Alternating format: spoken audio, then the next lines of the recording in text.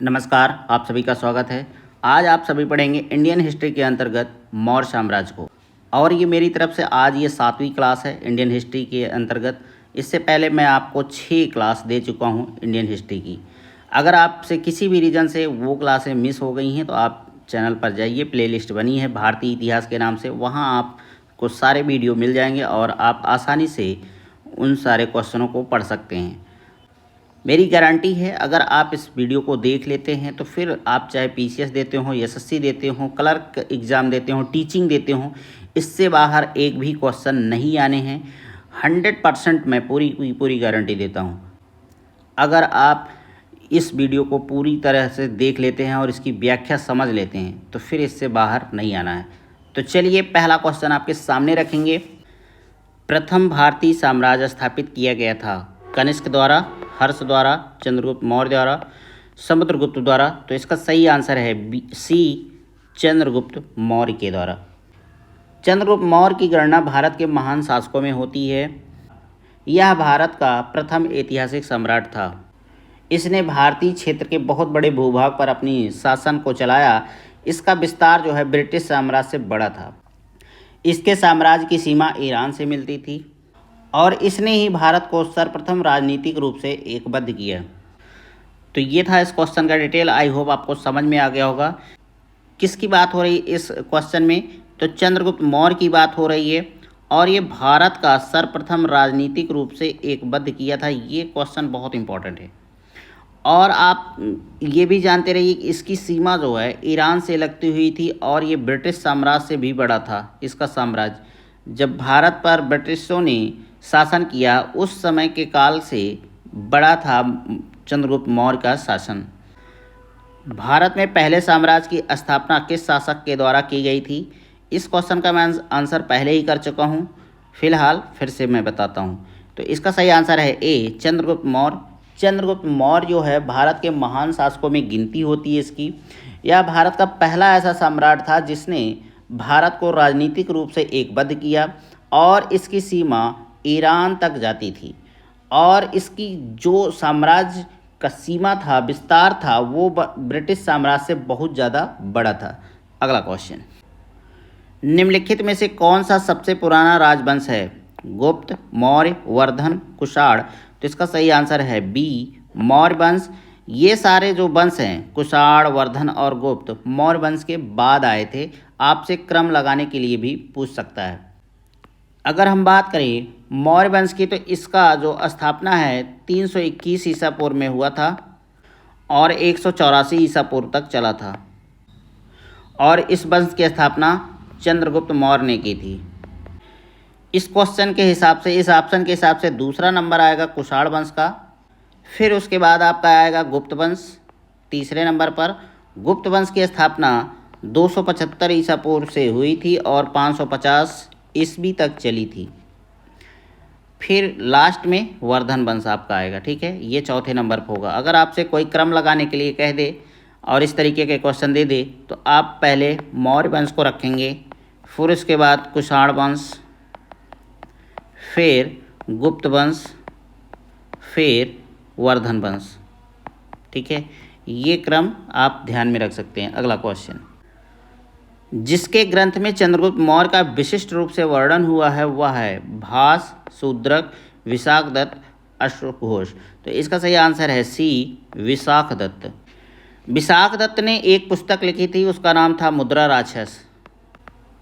इसको आप ध्यान में रखिएगा, आपके एग्जाम में बराबर पूछा जाता है मुद्रा राक्षस का लेखक कौन था। मुद्रा राक्षस जो है चंद्रगुप्त मौर्य के विषय में विस्तृत सूचना देता है। इस ग्रंथ में चंद्रगुप्त को नंदराज का पुत्र माना गया है। मुद्रा राक्षस में चंद्रगुप्त को वृषल तथा कुलहीन के नाम से जाना जाता है। तो अब आपको यहाँ कई डिटेल मिलेंगी। पहला, मुद्रा राक्षस के लेखक कौन है? तो विशाखदत्त हैं। इसको ध्यान में रखिएगा, आपके एग्जाम में बराबर पूछा जाता है। छोटी मोटी परीक्षाओं में तो डायरेक्ट ही आते हैं। फिर बात करेगा कि मुद्रा राक्षस में किसकी चर्चा की गई है, तो आपको बताना है कि चंद्रगुप्त मौर्य की चर्चा की गई है। फिर आपसे चर्चा किया जाएगा चंद्रगुप्त, इसमें जो है नंदराज का पुत्र माना गया है। और एक सबसे बड़ी बात, वृषल नाम आपको बराबर मिलेगा कि वृषल किसका नाम था, तो आपको बताना है चंद्रगुप्त मौर्य का था। और ब्रिसल नाम मिलता कहाँ है, तो मुद्रा राक्षस में मिलता है ब्रिसल और कुलहीन। तो ये था इस क्वेश्चन का डिटेल। आई होप आपको समझ में आ गया होगा। अगला क्वेश्चन, यूनानी लेखक जस्टिन द्वारा किसे सैंड्रोकोट्स कहा गया था? चंद्रगुप्त मौर्य, चंद्रगुप्त प्रथम, चंद्रगुप्त द्वितीय या फिर चंद्रगुप्त प्रथम? फिर से है यही। तो इसका सही आंसर है ए, चंद्रगुप्त मौर्य। विलियम जोन्स पहले विद्वान थे जिन्होंने सैंड्रोकोट्स की पहचान मौर्य शासक चंद्रगुप्त मौर्य से की थी। एरियन तथा प्लूटार्क ने चंद्रगुप्त मौर्य को एंड्रोकोट्स के नाम से वर्णित किया है, जबकि जस्टिन ने सैंड्रोकोट्स और सिकंदर महान की भेंट का उल्लेख किया है। तो यहाँ आपको दो नाम मिल रहे हैं, तीन नाम। एक विलियम जोन्स मिल रहे हैं जिन्होंने सबसे पहले पहचान किया सैंड्रोकोट्स के नाम से चंद्रगुप्त मौर्य को, ठीक है। और एरियन और प्लूटार्क ने इन्हें जो है एंड्रोकोट्स के नाम से पहचाना था।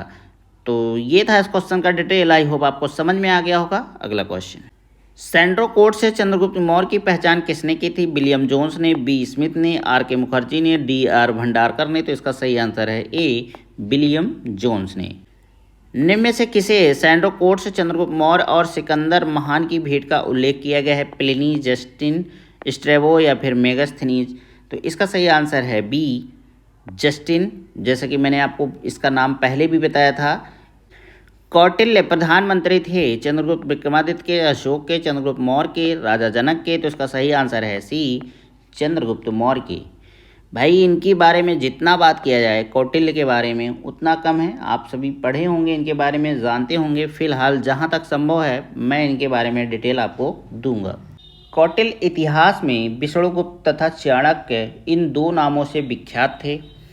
जब चंद्रगुप्त मौर्य भारत का एक छत्र सम्राट बना तो कौटिल्य प्रधानमंत्री, महामंत्री तथा प्रधान पुरोहित के पद पर आसीन हुए। इन्होंने जो है राजनीति शास्त्र पर अर्थशास्त्र नामक प्रसिद्ध ग्रंथ की रचना की थी। यह भारत में राज शासन के ऊपर उपलब्ध प्राचीनतम रचना है। तो देखिए, कौटिल्य नाम जो है विष्णुगुप्त का था, चाणक्य भी इन्हें कहा जाता था, ठीक है। और ये चंद्रगुप्त मौर्य जो है इन्हीं के सहायता से सम्राट भी बना था, क्योंकि ये द ग्रेट थे, उनके पास दिमाग बहुत ज़्यादा था। और जब ये चंद्रगुप्त मौर्य शासक बना तो कौटिल्य जी जो हैं प्रधानमंत्री भी बने, महामंत्री का भी पद संभाला और प्रधान पुरोहित का भी पद संभाला। चाणक्य ने अर्थशास्त्र नामक एक पुस्तक लिखी जो विश्व प्रसिद्ध है। ये इतनी बात आप ध्यान में रखेंगे। चलिए अगला क्वेश्चन, चाणक्य अपने बचपन में किस नाम से जाने जाते थे? अजय, चाणक्य, विष्णुगुप्त, देवगुप्त? तो का सही आंसर है सी, विष्णुगुप्त। ऋषि चाणक्य ने अपने पुत्र का नाम चाणक्य रखा था। अर्थशास्त्र के लेखक के रूप में इसी पुस्तक में उल्लिखित कौटिल्य तथा एक पद्य खंड में उल्लिखित विष्णुगुप्त नाम की साम्यता चाणक्य से की जाती है। पुराणों में इसे जो है द्विजर्षभ या श्रेष्ठ ब्राह्मण कहा गया है। चाणक्य का अन्य नाम था भट्ट स्वामी, विष्णुगुप्त, राजशेखर, विशाखदत्त? तो उसका सही आंसर है बी, विष्णुगुप्त। अगर विष्णुगुप्त के बारे में बात करें या चाणक्य के बारे में बात करें तो एक था ट्राटमैन, इसने चाणक्य के बारे में विशेष अध्ययन किया था और यही बताया था कि चाणक्य का गोत्र और नाम हो सकता है विष्णुगुप्त। तो आपसे एक क्वेश्चन बन सकता है कि चाणक्य के बारे में विशेष अध्ययन किसने किया था? तो ट्राटमैन ने किया था। अगला क्वेश्चन, कौटिल्य की पुस्तक अर्थशास्त्र किस विषय पर आधारित है? आर्थिक संबंध, शासन कला के सिद्धांत और अभ्यास, विदेश नीति, धन संचय? उपयुक्त में से कोई नहीं है, उपयुक्त में से एक से अधिक? तो इसका सही आंसर है ई। तो इसमें जो है उपयुक्त एक से अधिक आंसर सही होगा। रीजन क्या है? कौटिल्य या चाणक्य की अगर बात करें तो ये मौर्य काल में रचित अर्थशास्त्र शासन काल के सिद्धांतों और अभ्यास की पुस्तक है। इसमें राज्य के लिए मंडल सिद्धांत हैं जो विदेश नीति की व्याख्या करता है। इसके अलावा इसमें सप्तांश सिद्धांत हैं, राजा, अमात्य, जनपद, दुर्ग, कोष, दंड एवं मित्र की सर्वप्रथम व्याख्या मिलती है। अर्थशास्त्र में तत्कालीन प्रशासन एवं कृषि, शिल्प एवं व्यापार व्यवस्था की भी विस्तृत जानकारी होती है। तो इस तरीके से इसका आंसर जो है ना एक से ज़्यादा हो गया, तो आप क्या करेंगे? उपयुक्त में से एक से अधिक लगाएंगे, ठीक है। अगला क्वेश्चन, कौटिल्य का अर्थशास्त्र है एक चंद्रगुप्त मौर्य के संबंध में नाटक, आत्मकथा, चंद्रगुप्त मौर्य का इतिहास, शासन के सिद्धांतों की पुस्तक? तो इसका सही आंसर है डी, शासन के सिद्धांतों की पुस्तक, ठीक है। अगला क्वेश्चन, निम्नलिखित में से राज्य के सप्तांग सिद्धांत के अनुसार राज्य का 7वां अंक कौन सा था? जनपद, दुर्ग, मित्र, कोष। तो इसका सही आंसर है सी, मित्र है। मित्र राज्य के सिद्धांत के अनुसार राज्य का 7वां अंग है। सुहृद या मित्र की बात करिए तो राज्य की कान है ये। राजा के मित्र शांति एवं युद्ध काल दोनों में ही उसकी सहायता करते हैं। इस संबंध में कौटिल्य सहज तथा कृत्रिम मित्र में भेद करते हैं। सहज मित्र कृत्रिम मित्र से अधिक श्रेष्ठ होता है। जिस राजा के मित्र लोभी, कामी तथा कायर होते हैं उसका विनाश अवश्यंभावी है। तो ये थी सप्तांग सिद्धांत की बात। इस क्वेश्चन में आपको सप्तांग के अंतर्गत जो मित्र के बारे में बताया गया है, सुहृद के बारे में बताया गया है, बहुत अच्छी बात बताया है कौटिल्य ने। मित्र जो होता है आपका राज्य का एक प्रकार का कान होता है, ठीक है, और ये शांति और युद्ध काल दोनों पीरियड में आपकी सहायता करता है। आज के टाइम में भी अगर आपके अच्छे पास मित्र हैं तो वो भी आपकी सहायता करते हैं। अगर सिर्फ बातचीत करने तक सीमित है और इधर हाय हेलो तक ही सीमित है तो वो मित्र नहीं होता है। सही बात तो ये है। कौटिल्य के अनुसार जो है सहज मित्र मतलब जो अच्छा मित्र है वो बनावटी मित्रों से तो श्रेष्ठ है, ठीक है, और वो भेद करते हैं, इस बारे में बताए हैं इन्होंने। और जिसका लोभी, कामी तथा कायर मित्र होगा उसका विनाश निश्चित है। तो चाणक्य जी बहुत ही ग्रेट थे। उनके दिमाग की आप आज भी कल्पना की जाती है, उनके विचारों की पालन किया जाता है। तो चलिए ये था इस क्वेश्चन का डिटेल। अगला क्वेश्चन, कौटिल्य के अर्थशास्त्र में किस पहलू पर प्रकाश डाला गया है? आर्थिक जीवन, राजनीतिक नीतियाँ, धार्मिक जीवन या फिर सामाजिक जीवन। तो इसका सही आंसर है बी, राजनीतिक नीतियाँ। जैसे कि मैं आपको बता चुका हूँ कि चंद्रगुप्त जो है सम्राट बना था विष्णुगुप्त की सहायता से, या फिर कहिए चाणक्य की सहायता से, या फिर कहिए कौटिल्य की सहायता से शासक बना था। और चंद्रगुप्त मौर्य के शासनकाल में ही चाणक्य ने एक पुस्तक लिखी और उसका नाम था अर्थशास्त्र। अर्थशास्त्र में चंद्रगुप्त मौर्य के शासनकाल की बहुत सारी बातों का ज्ञान होता है। यह वस्तुतः ऐतिहासिक ग्रंथ नहीं है बल्कि राजनीतिक शास्त्र का एक अद्वितीय ग्रंथ है। इसमें मुख्यतः राजनीतिक नीतियों पर प्रकाश डाला गया है। तो ये था इस क्वेश्चन का डिटेल। आशा करते हैं कि आपको पसंद आया होगा, समझ में भी आया होगा। अगला क्वेश्चन, निम्नांकित में से किसकी तुलना मैकियावेली के प्रिंस से की जाती है? कालिदास का मालविकाग्निमित्रम, कौटिल्य का अर्थशास्त्र, वात्स्यायन का कामसूत्र, या फिर तिरुवल्लुवर का तिरुकुरल। तो इसका सही आंसर है बी, कौटिल्य का अर्थशास्त्र। किसके शासनकाल में डाइमेकस या डीमेकस भारत आया था? चंद्रगुप्त मौर्य, बिंदुसार, अशोक, कनिष्क। तो इसका सही आंसर है बी, बिंदुसार के शासनकाल में आया था। स्ट्रैबो के अनुसार सीरिया के राजा एंटियोकस ने डीमेकस या डाइमेकस नामक अपना एक राजदूत बिंदुसार की राजसभा में भेजा था। यह मेगास्थनीज के स्थान पर भारत आया था। अब देखिए आपसे एक क्वेश्चन यहाँ बनेगा कि मेगास्थनीज का उत्तराधिकारी कौन था? आपका आंसर होगा डीमेकस या डाइमेकस। डीमेकस जो है बिंदुसार के शासनकाल में आया था, ठीक है, और ये मेगास्थनीज जो है चंद्रगुप्त मौर्य के शासनकाल में आया था। और इसने एक पुस्तक लिखी थी इंडिका। इसके बारे में मैं चर्चा कर चुका हूँ। 16 महाजनपदों के काल के बाद की बात जब हो रही थी तो इसके बारे में मैंने इंडिका के बारे में चर्चा की है, ठीक है, और मेगास्थनीज के बारे में भी चर्चा की है। अगर आपने वीडियो किसी भी रीजन से मिस कर दिया है तो उस वीडियो को आप देख सकते हैं। तो अब आपको एक बात समझ में आ रही है क्या? सबसे पहले था चंद्रगुप्त मौर्य, उसके बाद हुआ बिंदुसार, उसके बाद हुआ अशोक। अभी हम लोग अशोक की भी चर्चा करेंगे। एक चीज़ और कि आप कभी भी कंफ्यूज मत होइएगा बिंदुसार और बिंबिसार में, ठीक है। बिंबिसार अलग था और बिंदुसार अलग था। बिंबिसार जो है आपका हर्यक वंश का था, ठीक है। ये आप कभी भी कंफ्यूज मत होइएगा। मैं पढ़ा हूँ, मैंने भी तैयारी की है तो मुझे ये बात पता है कि लोग जो हैं कंफ्यूज कहाँ होते हैं दो नामों में, एक बिंदुसार और दूसरा बिंबिसार। बिंबिसार जो है आपके हर्यक वंश का था, बिंदुसार जो है मौर्य वंश का था। ये बात आप ध्यान में रखिएगा। अगला क्वेश्चन, बिंदुसार के शासनकाल में अशोक ने अवंती महाजनपद जीतकर मौर्य साम्राज्य में मिला लिया था। इसका उल्लेख किस ग्रंथ में मिलता है?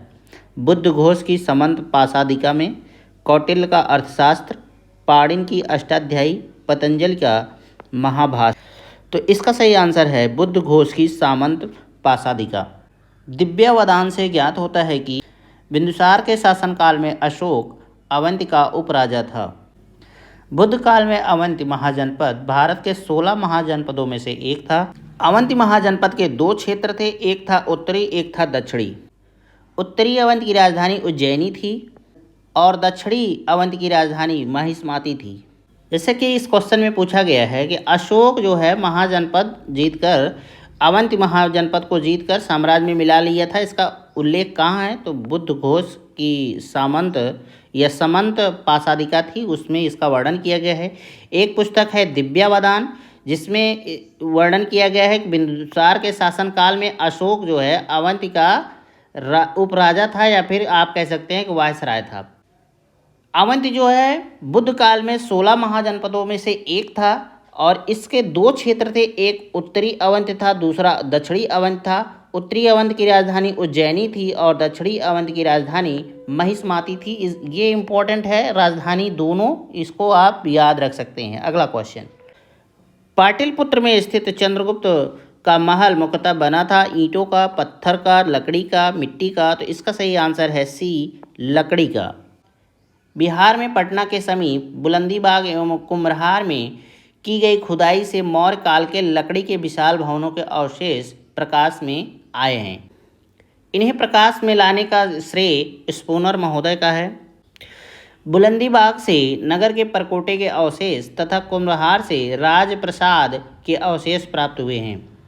तो लकड़ी की महल कैसे बने थे, इसकी जानकारी आपको बिहार में जब पटना की खुदाई की गई, वर्तमान पटना है आपका, उस समय पाटलिपुत्र था, तो पटना के समीप बुलंदी नामक एक जगह है, बुलंदीबाग, और कुम्हरार नामक जगह है। ठीक है, यहाँ से आपको जो है बुलंदीबाग से जो है परकोटे के अवशेष प्राप्त हुए हैं और कुम्हरार से राजप्रसाद आपको मिला है। तो ये जानकारी, और इसको खुदाई कौन किया था?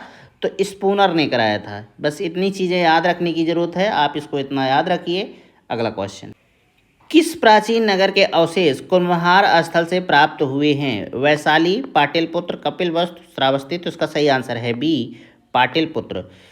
अभी मैं पिछला ही क्वेश्चन आपको बताया था कि एक था बुलंदीबाग और दूसरा है आपका कुम्हरार। यहाँ से खुदाई किया गया। खुदाई किसने कराया? स्पूनर ने। बुलंदीबाग से आपको मिला क्या? तो यहाँ से नगर के परकोटे मिले। और कुम्हरार से क्या मिला? तो यहाँ से मिला राजप्रसाद। बस इतना याद रखने की ज़रूरत है। ठीक है, पाटलिपुत्र को सर्वप्रथम अपनी राजधानी किसने बनाया था? उदयन ने बनाया था।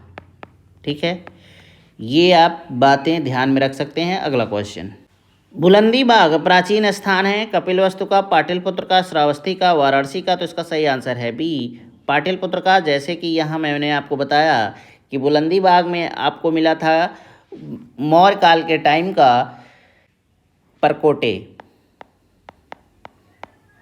और यहीं पर एक स्थल है कुम्हरार जहाँ से मिला था राजप्रसाद। ठीक है, और यहाँ ये सब जो है ना लकड़ी के थे, लकड़ी का राजमहल बनाया गया था उस समय में। अगला क्वेश्चन, निम्नलिखित में से किस मौर्य राजा ने दक्कन की विजय प्राप्त की थी? अशोक, चंद्रगुप्त, बिंदुसार या फिर कुणाल? तो इसका सही आंसर है बी, चंद्रगुप्त।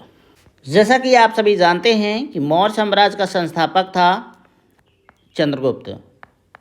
चंद्रगुप्त मौर्य ने दक्षिण भारत की विजय प्राप्त की थी। अगर हम बात करें दक्षिण भारत में कौन से राज्य आते हैं वर्तमान में, तो तमिलनाडु, आंध्र प्रदेश, केरला, ठीक है, ये सारे राज्य जो हैं दक्षिण भारत में आते हैं। और ये सब जानकारियाँ आपको मिलती कहाँ हैं? तो अशोक के अभिलेख जैन एवं तमिल साक्ष्यों से प्राप्त होती है। जैसा कि आप सभी जानते हैं कि दक्षिण भारत के अनेक स्थलों में अशोक के अभिलेख प्राप्त हुए हैं, किंतु अशोक ने एकमात्र कलिंग विजय ही की थी। तो ये बहुत ही फेमस था अशोक के बारे में कि उसने कलिंग विजय प्राप्त की और उसके बाद उसका हृदय परिवर्तन भी हुआ।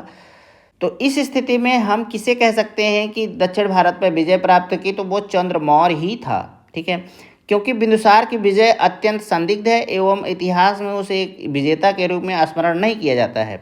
जैन एवं तमिल साक्ष्य भी चंद्रगुप्त मौर्य की दक्षिण विजय की पुष्टि करते हैं। तो आपको दो बातें याद रखनी हैं कि ये आपको जानकारियाँ मिलेगी कहाँ से, तो जैन और तमिल साहित्य से मिलेगी और अशोक के अभिलेख से मिलेगी। अशोक जो है कलिंग पर चढ़ाई की थी और इसको विजय भी प्राप्त किया था और इसी में इसका हृदय परिवर्तन हुआ और इसने बौद्ध धर्म को धारण किया था। ठीक है, अब बात आती है कि जब अशोक सिर्फ कलिंग पर विजय प्राप्त किया था तो दक्षिण भारत पर विजय किसने प्राप्त किया था, तो इससे आप कह सकते हैं कि चंद्रगुप्त ने ही ये विजय प्राप्त किया था। क्योंकि बिंदुसार की अगर बात करें तो वो जो है उसकी विजय अतिशयोक्त है, संदिग्ध मानी जाती है, वो ऐसा नहीं था, बहुत प्रतापी राजा में वो उसकी गिनती नहीं होती है। तो ये था इस क्वेश्चन का आंसर। आई होप आपको पसंद आया होगा। अगला क्वेश्चन, मालवा, गुजरात एवं महाराष्ट्र किस शासक ने पहली बार जीता? हर्ष, स्कंदगुप्त, विक्रमादित्य, चंद्रगुप्त मौर्य। तो इसका सही आंसर है डी, चंद्रगुप्त मौर्य। जैसा कि आप सभी जानते हैं कि राजनीतिक तौर पर लगभग समस्त भारत का एकीकरण चंद्रगुप्त मौर्य के नेतृत्व में संभव हुआ था। प्रारंभिक विजयों के फलस्वरूप चंद्रगुप्त का साम्राज्य ब्यास नदी से लेकर सिंधु नदी तक के प्रदेश पर हो गया था। रुद्रदामन के अभिलेख से पश्चिमी भारत पर उसका अधिकार प्रमाणित होता है। जैन ग्रंथों के अनुसार सौराष्ट्र के साथ साथ अवंत पर भी चंद्रगुप्त मौर्य का अधिकार था। उसकी मृत्यु के समय उसके साम्राज्य का विस्तार पश्चिम में हिंदुकुश पर्वत से लेकर पूरब में बंगाल की खाड़ी तक तथा उत्तर में हिमालय की श्रृंखलाओं से लेकर दक्षिण में मैसूर तक था। तो हम एक रूप बना लेते हैं। ये आपका पूरब मान लेते हैं, इसको मान लेते हैं पश्चिम, और इसको मान लेते हैं उत्तर, और इसे मान लेते हैं दक्षिण। तो चंद्रगुप्त मौर्य का पूरब में सीमा शुरू होती है बंगाल की खाड़ी से और पश्चिम में हिंदुकुश पर्वत, यहाँ तक थी इसकी सीमा। उत्तर में आप हिमालय मान लीजिए, मानना क्या है, ये था ही इसका सीमा, और दक्षिण में जो है मैसूर तक। अगर आप मैप देखेंगे ना तो लगभग ये पूरे भारत को कवर करता था, यहाँ तक कि ईरान तक के क्षेत्र को कवर करता था चंद्रगुप्त मौर्य का साम्राज्य। ठीक है, लेकिन ये मोटा मोटा मैंने आपको सीमाएं बता दी है, इसको आप याद रख सकते हैं। अगला क्वेश्चन, अभिलेख जिससे यह प्रमाणित होता है कि चंद्रगुप्त का प्रभाव पश्चिम भारत पर था, यह है कलिंग का शिलालेख, अशोक का गिरनार शिलालेख, या फिर रुद्रदामन का जूनागढ़ शिलालेख, या फिर अशोक का सोपारा शिलालेख। तो इसका सही आंसर है सी, रुद्रदामन का जूनागढ़ शिलालेख। ये बहुत इंपॉर्टेंट है, बार बार इस शिलालेख के बारे में पूछा जाएगा और चर्चाएं की जाएंगी। बहुत सारी इस रुद्रदामन के जूनागढ़ अभिलेख से बहुत सारी जानकारियां आपको मिलेंगी। तो रुद्रदामन का जो शिलालेख है जूनागढ़ का, इससे पता चलता है किसने जो है सौराष्ट्र जो है वर्तमान गुजरात में है, चंद्रगुप्त मौर्य के प्रांतीय राज्यपाल पुष्यगुप्त द्वारा सिंचाई के बांध का निर्माण मिलता है। तो यहाँ क्या सिंचाई के लिए बांध का निर्माण कराया गया था। ठीक है, इससे सिद्ध होता है कि चंद्रगुप्त मौर्य का जो है शासन पश्चिम में तक था, और पश्चिम में कहाँ, चाहे आप कह लीजिए अनर्थ या फिर कह लीजिए आप इसको सौराष्ट्र। ठीक है, और ये दोनों है कहाँ, वर्तमान में गुजरात में है। ठीक है, तो ये था इस क्वेश्चन का डिटेल। आई होप आपको समझ में आ गया होगा। अगला क्वेश्चन, गुजरात चंद्रगुप्त मौर्य के साम्राज्य में सम्मिलित था, यह प्रमाणित होता है। तो इसका सही आंसर है बी, रुद्रदामन। इसके बारे में मैंने आपको बताया कि इसका एक है जूनागढ़ शिलालेख अभिलेख, इसके बारे में सारी जानकारियाँ मिलती हैं। इससे पता चलता है कि इसने सिंचाई के लिए बांध बनवाया था, पहली बात। और एक बात आपको याद रखनी चाहिए, यहाँ का शासक कौन था, पुष्यगुप्त था, मतलब वायसराय कौन था, तो पुष्यगुप्त था। ठीक है, ये ध्यान में रखने वाली बात है। अगला क्वेश्चन, सेल्यूकस जिनको अलेक्जेंडर द्वारा सिंध एवं अफगानिस्तान का प्रशासक नियुक्त किया गया था, को किस भारतीय राजा ने हराया था? समुद्रगुप्त, अशोक, बिंदुसार, चंद्रगुप्त। इसका सही आंसर है डी, चंद्रगुप्त। चंद्रगुप्त मौर्य ने सेल्यूकस को किस वर्ष में पराजित किया था? तो इसका सही आंसर है सी, 305 ईसा पूर्व में। तो ये आप याद रखिएगा, सेल्यूकस को कब हराया था? तो 350 ईसा पूर्व में। और ये सेल्यूकस था कौन? तो चाहे कह लीजिए अलेक्जेंडर या कह लीजिए सिकंदर। सिकंदर के द्वारा सिंध और अफगानिस्तान में एक प्रशासक नियुक्त किया था जिसका नाम था सेल्यूकस। इसी को चंद्रगुप्त मौर्य ने हराया था। चंद्रगुप्त ने कभी भी सिकंदर को नहीं हराया था, इस बात को आप ध्यान में रखिएगा, आप कभी भी कंफ्यूज मत होइएगा, ठीक है। अब यहाँ आपको एक मैप दिया गया है भारत का, ठीक है। इसी को देखकर आपको बताना है कि ये जो है किससे संबंधित था, किस शासनकाल से संबंधित था। तो चलिए दिखाते हैं आपको। पहला कि कनिष्क से उसकी मृत्यु के समय, समुद्रगुप्त से उसके दक्षिण भारत अभियान के उपरांत, अशोक से उसके शासनकाल के अंतिम समय तक, हर्ष के राज्यारोहण के अवसर पर, थानेश्वर के सामान्य से। तो इसका सही आंसर है सी, अशोक से उसके शासनकाल के अंतिम समय में। अशोक के शासनकाल के अंतिम समय में ये जो आपको यहाँ बॉर्डर दिख रहा है ना, यहाँ से लेकर ये पूरा क्षेत्र कवर करता था अशोक का शासनकाल, ठीक है। भारत से बहुत आगे, वर्तमान में जो भारत है उससे बहुत आगे इन लोगों की सीमाएं थी। तो इस क्वेश्चन का आंसर क्या होगा? अशोक, ठीक है। तो चलिए अगला क्वेश्चन। किसने सहिष्णुता, उदारता और करुणा के त्रिविध आधार पर राजधर्म की स्थापना की? अशोक, अकबर, रणजीत सिंह, शिवाजी। तो इसका सही आंसर है ए, अशोक। जैसा कि आप सभी जानते हैं कि अशोक जो है कलिंग पर युद्ध लड़ा था, कलिंग राज्य से युद्ध लड़ा था और इसमें भीषण नरसंहार हुआ था और इसी में अशोक का हृदय परिवर्तन हुआ। उसके बाद इसने बौद्ध धर्म को ग्रहण कर लिया। उसके बाद ये अपना शासन पूरा जो है सहिष्णुता, उदारता और करुणा के आधार पर ही चलाया था। तो ये था इस क्वेश्चन का डिटेल। अगला क्वेश्चन, निम्न में से कौन सा क्षेत्र अशोक के साम्राज्य में सम्मिलित नहीं था? अफगानिस्तान, बिहार, श्रीलंका या फिर कलिंग। तो इसका सही आंसर है सी, श्रीलंका। अशोक, अब ये एक छोटा सा मैप है, आप ये नीला वाला जो भाग देख रहे हैं ना, यहीं तक अशोक का शासन था। यहाँ से लेकर पूरा ये वाला क्षेत्र जो है आपको अशोक के शासनकाल के टाइम पीरियड का मिलेगा, ठीक है। और ये जो नीचे का भाग है, इतना इतना दक्षिण भारत का भाग है, ये नहीं था अशोक के टाइम पीरियड में। जब यही नहीं था तो श्रीलंका क्यों होगा? हाँ, ये ज़रूर है कि यहाँ बौद्ध धर्म का प्रचार कराया गया था अशोक के द्वारा, ठीक है। तो ये पूरा क्षेत्र अशोक का शासनकाल के अंतर्गत आता है और ये इतना क्षेत्र नहीं आता है, ठीक है। तो कभी भी दक्षिण भारत का ये आपको क्षेत्र मिले, तमिलनाडु, श्रीलंका, तो जान लीजिए कि ये क्षेत्र नहीं था। अगला क्वेश्चन, अशोक के निम्नलिखित अभिलेखों में से किसमें दक्षिण भारतीय राज्यों का उल्लेख हुआ है? तृतीय मुख्य शिलालेख, द्वितीय मुख्य शिलालेख, नौवां मुख्य शिलालेख या फिर प्रथम स्तंभ अभिलेख। तो इसका सही आंसर है बी, द्वितीय मुख्य शिला अभिलेख। जैसा कि आप सभी जानते हैं कि अशोक के 3 प्रकार के अभिलेख थे। एक था शिलालेख,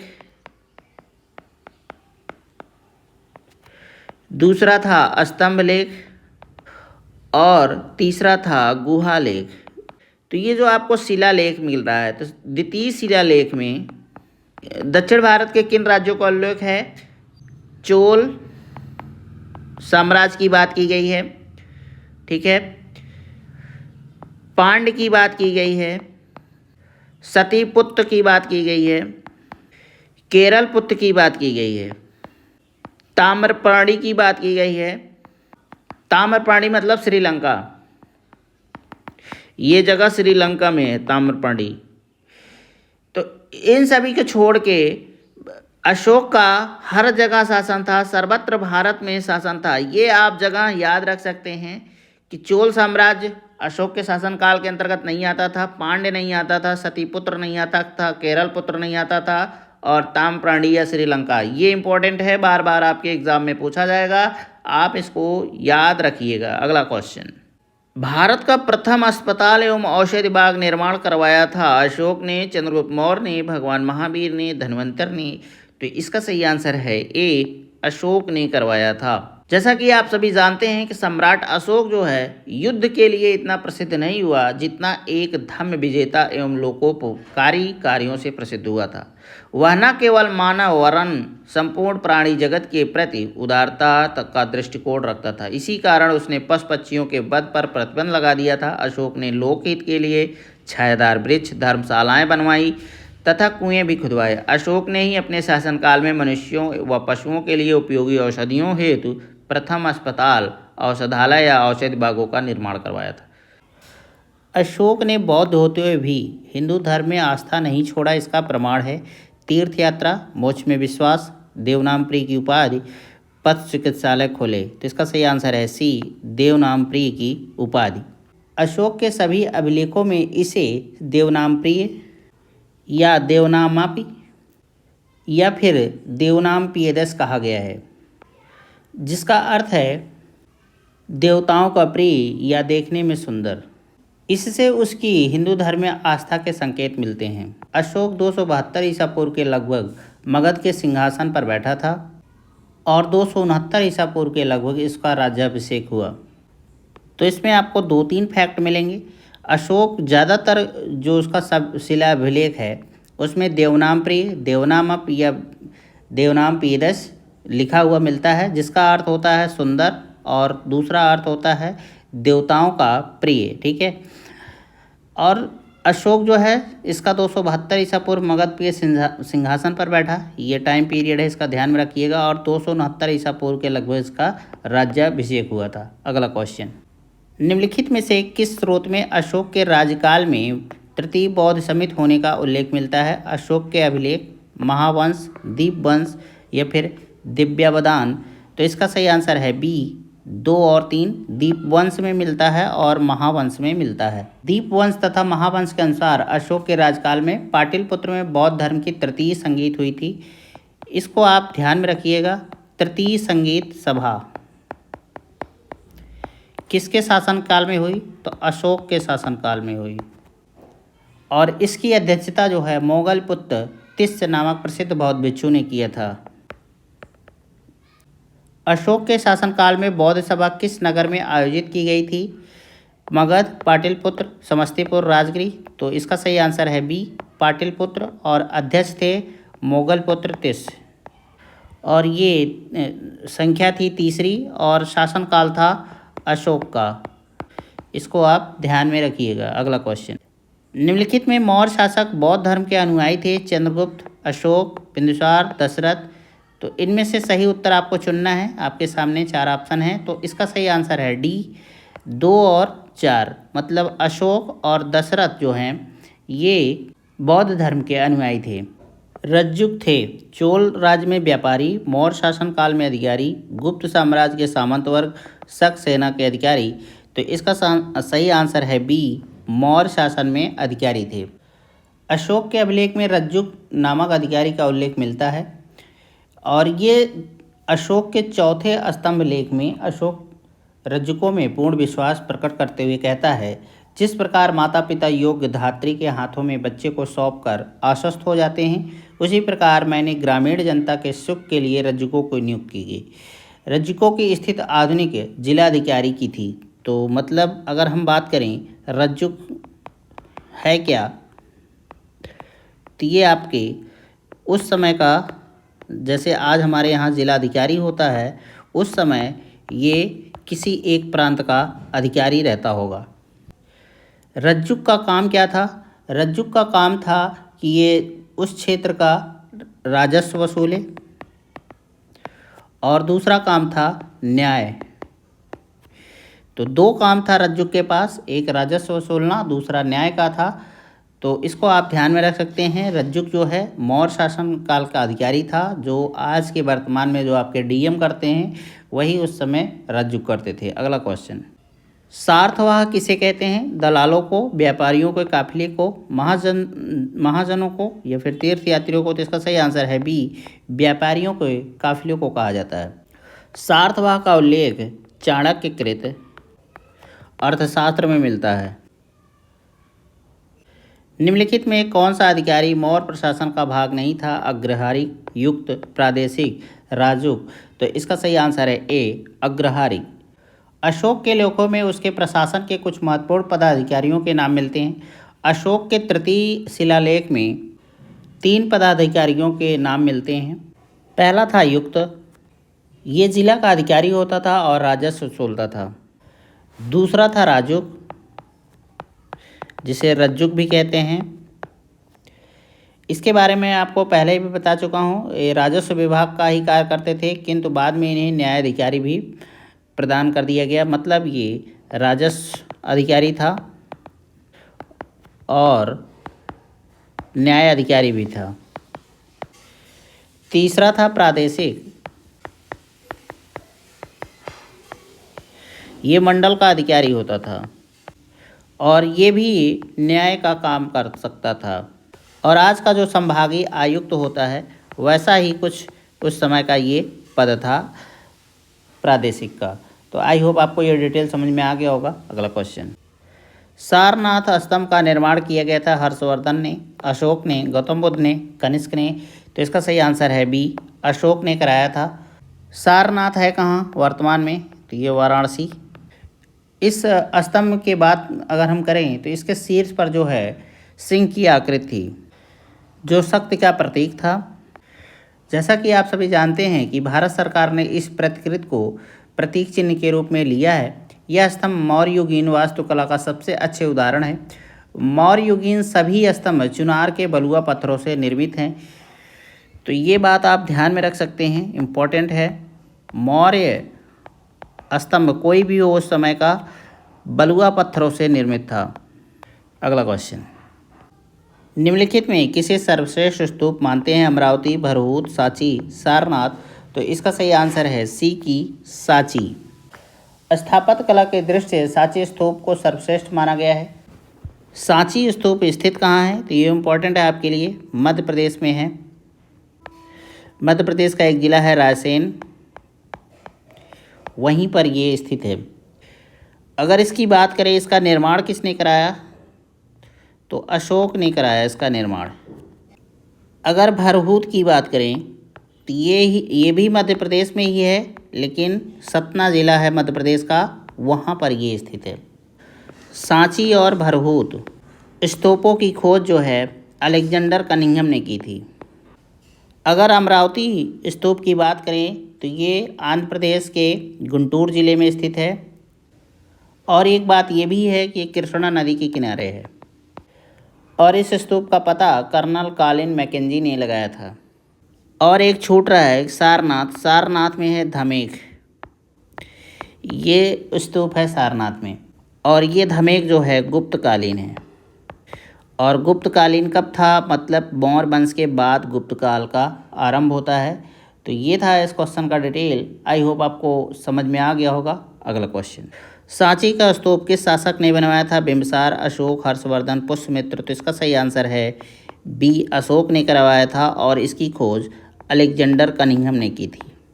और ये स्तूप जो है सांची स्तूप आपका है कहाँ? मध्य प्रदेश के रायसेन जिले में। और मध्य प्रदेश में ही एक और स्तूप है जिसका नाम है भरहूत, और ये मध्य प्रदेश के सतना ज़िले में स्थित है। और मैं आपको बता चुका हूँ कि भरहूत और सांची दोनों का खोज जो है अलेक्जेंडर कनिंघम ने कराया था। तो ये था इस क्वेश्चन का डिटेल। अगला क्वेश्चन, सांची स्तूप किसने बनवाया था? चंद्रगुप्त, कौटिल्य, गौतम बुद्ध या फिर अशोक? तो इसका सही आंसर है डी, अशोक। और इसके बारे में मैंने पूरी चर्चा की है कि सांची स्तूप है मध्य प्रदेश के रायसेन ज़िले में। और मध्य प्रदेश में ही एक स्तूप है भरहूत, जो बहुत ही फेमस है। दोनों सांची और भरहूत दोनों बहुत ही फेमस है और इसकी खोज किया था अलेक्जेंडर कनिंघम ने। तो ये था इस क्वेश्चन का डिटेल। अगला क्वेश्चन, विश्व प्रसिद्ध पर्यटन स्थल सांची का प्राचीन नाम यह भी था काकड़ाम, बेत्रवती, बेसनगरी या फिर दसपुर। तो इसका सही आंसर है ए काकड़ाम। जैसे कि मैं आपको बता ही चुका हूँ कि ये जो सांची स्तूप है मध्य प्रदेश के रायसेन जिले में विदिशा के समीप स्थित है। यहाँ पर पर्वत के ऊपर कई स्तूपों का निर्माण किया गया है। इस कारण से महावंश में चेती या स्तूपों का दूसरा नाम गिरि भी कहा गया है। 4वीं सदी के गुप्त लेख में इसका नामकरण काकड़ाम के नाम से या काकनाड महाविहार से मिलता है। यहाँ पर कुल 3 स्तूप हैं। स्तूप संख्या 1 प्रधान स्तूप है। स्तूप संख्या 2 में अशोक के धम्म महामात्रों के अवशेष तथा स्तूप संख्या 3 में सारिपुत्र तथा मौदगलयान के भस्म पात्र उपलब्ध हुए हैं। इन स्तूपों का निर्माण अशोक के द्वारा कराया गया था, जिसे शुंग काल में इस अर्धवृत्ताकार स्मारक को प्रस्तर से आच्छादित किया गया था। प्रस्तर मतलब पत्थर से सजा दिया गया था। अगला क्वेश्चन, सूची 1 को सूची 2 से सुमेलित कीजिए तथा नीचे दिए गए सही कोड चुनना है। ये स्थान है, ये स्मारक है। कौशाम्बी में अगर बात करें तो घोषिताराम मठ पाया जाएगा, और कुशीनगर में जो है रानाभर स्तूप है। सारनाथ में आपका धमेख स्तूप है, ठीक है, और श्रावस्ती में सहेत महत स्तूप है। ये जितने भी स्तूप हैं इनको याद रखिए, बहुत ही इम्पोर्टेंट हैं। ये आपके पेपर में बार बार घूम फिर के पूछा जाएगा। तो इस तरीके से अगर आप मिलान कर लेंगे तो आपका ऑप्शन सी सही हो जाएगा, 2, 3, 1, 4। तो चलिए अगला क्वेश्चन, तीर्थ यात्रा के समय सम्राट अशोक निम्नलिखित स्थानों पर गए, उन्होंने किस मार्ग का अनुगमन किया? तो ये आपके 6 जगह मार्ग दिए गए हैं। आपको बताना है कि कहाँ किस जगह से ये शुरुआत किए और कब पहुँचे। तो इसका सही आंसर है डी 4, 2, 1, 5, 3, 6। तो आप इसको याद रखिएगा। सबसे पहला स्थान है लुम्बिनी का, फिर उसके बाद कपिलवस्तु का, फिर उसके बाद गया तीसरा आपका नंबर आएगा, फिर चौथा जो है आपका आएगा सारनाथ, फिर 5वां जो है कुशीनगर, फिर छठा जो है आपका श्रावस्ती होगा। तो ये सही क्रम है, इसको आप ध्यान में रख सकते हैं और याद रख सकते हैं। बहुत ही इम्पोर्टेंट चीज़ मैं आपको बता रहा हूँ। जैसा कि अभिलेखीय साक्ष्यों के आधार पर बौद्ध धर्म ग्रहण करने के उपरांत अशोक ने आखेट तथा विहार यात्राएं रोक दी तथा उनके स्थान पर धर्म यात्राएं प्रारंभ की। वह महात्मा बुद्ध के चरण चिन्हों से पवित्र हुए स्थानों में राज्याभिषेक के 10 वर्ष बाद, जिसमें 8वां शिलालेख की बात की गई है, संबोधि बोध गया तथा 20 वर्ष बाद रुम्मनदेही अभिलेख रुम्मनदेही गया तथा उनकी पूजा की। इतिहासकार विसेंट आर्थर स्मिथ ने अपनी पुस्तक इंडियन लीजेंड ऑफ अशोक में साहित्यिक साक्ष्यों के आधार पर उपगुप्त के साथ अशोक की धर्म यात्राओं का क्रम जो दिया गया है, यही आपका क्रम है। इसको आप ध्यान में रखिएगा, बहुत ही इम्पोर्टेंट है। और किसके साथ किया गया था ये भ्रमण? तो उपगुप्त के साथ किया गया था। आप इनका भी नाम आप याद रखिएगा। अगला क्वेश्चन, अशोक के शिलालेखों में प्रयुक्त भाषा है संस्कृत, प्राकृत, पाली या फिर हिंदी? तो इसका सही आंसर है बी प्राकृत, और ये एक सहज भाषा थी। सहज भाषा का मतलब है आसान भाषा थी बोलने में। लोग संस्कृत नहीं बोल पाते थे, लेकिन प्राकृत बहुत अच्छे से बोलते थे। जैसा कि आप सभी जानते हैं कि अशोक के अभिलेखों का विभाजन 3 वर्गों में किया गया है। पहला था शिलालेख, दूसरा है आपका स्तंभ लेख, और तीसरा है आपका गुहा लेख। शिलालेख जो है 14 विभिन्न लेखों का एक समूह है जो 8 अलग अलग जगहों से प्राप्त किए गए हैं।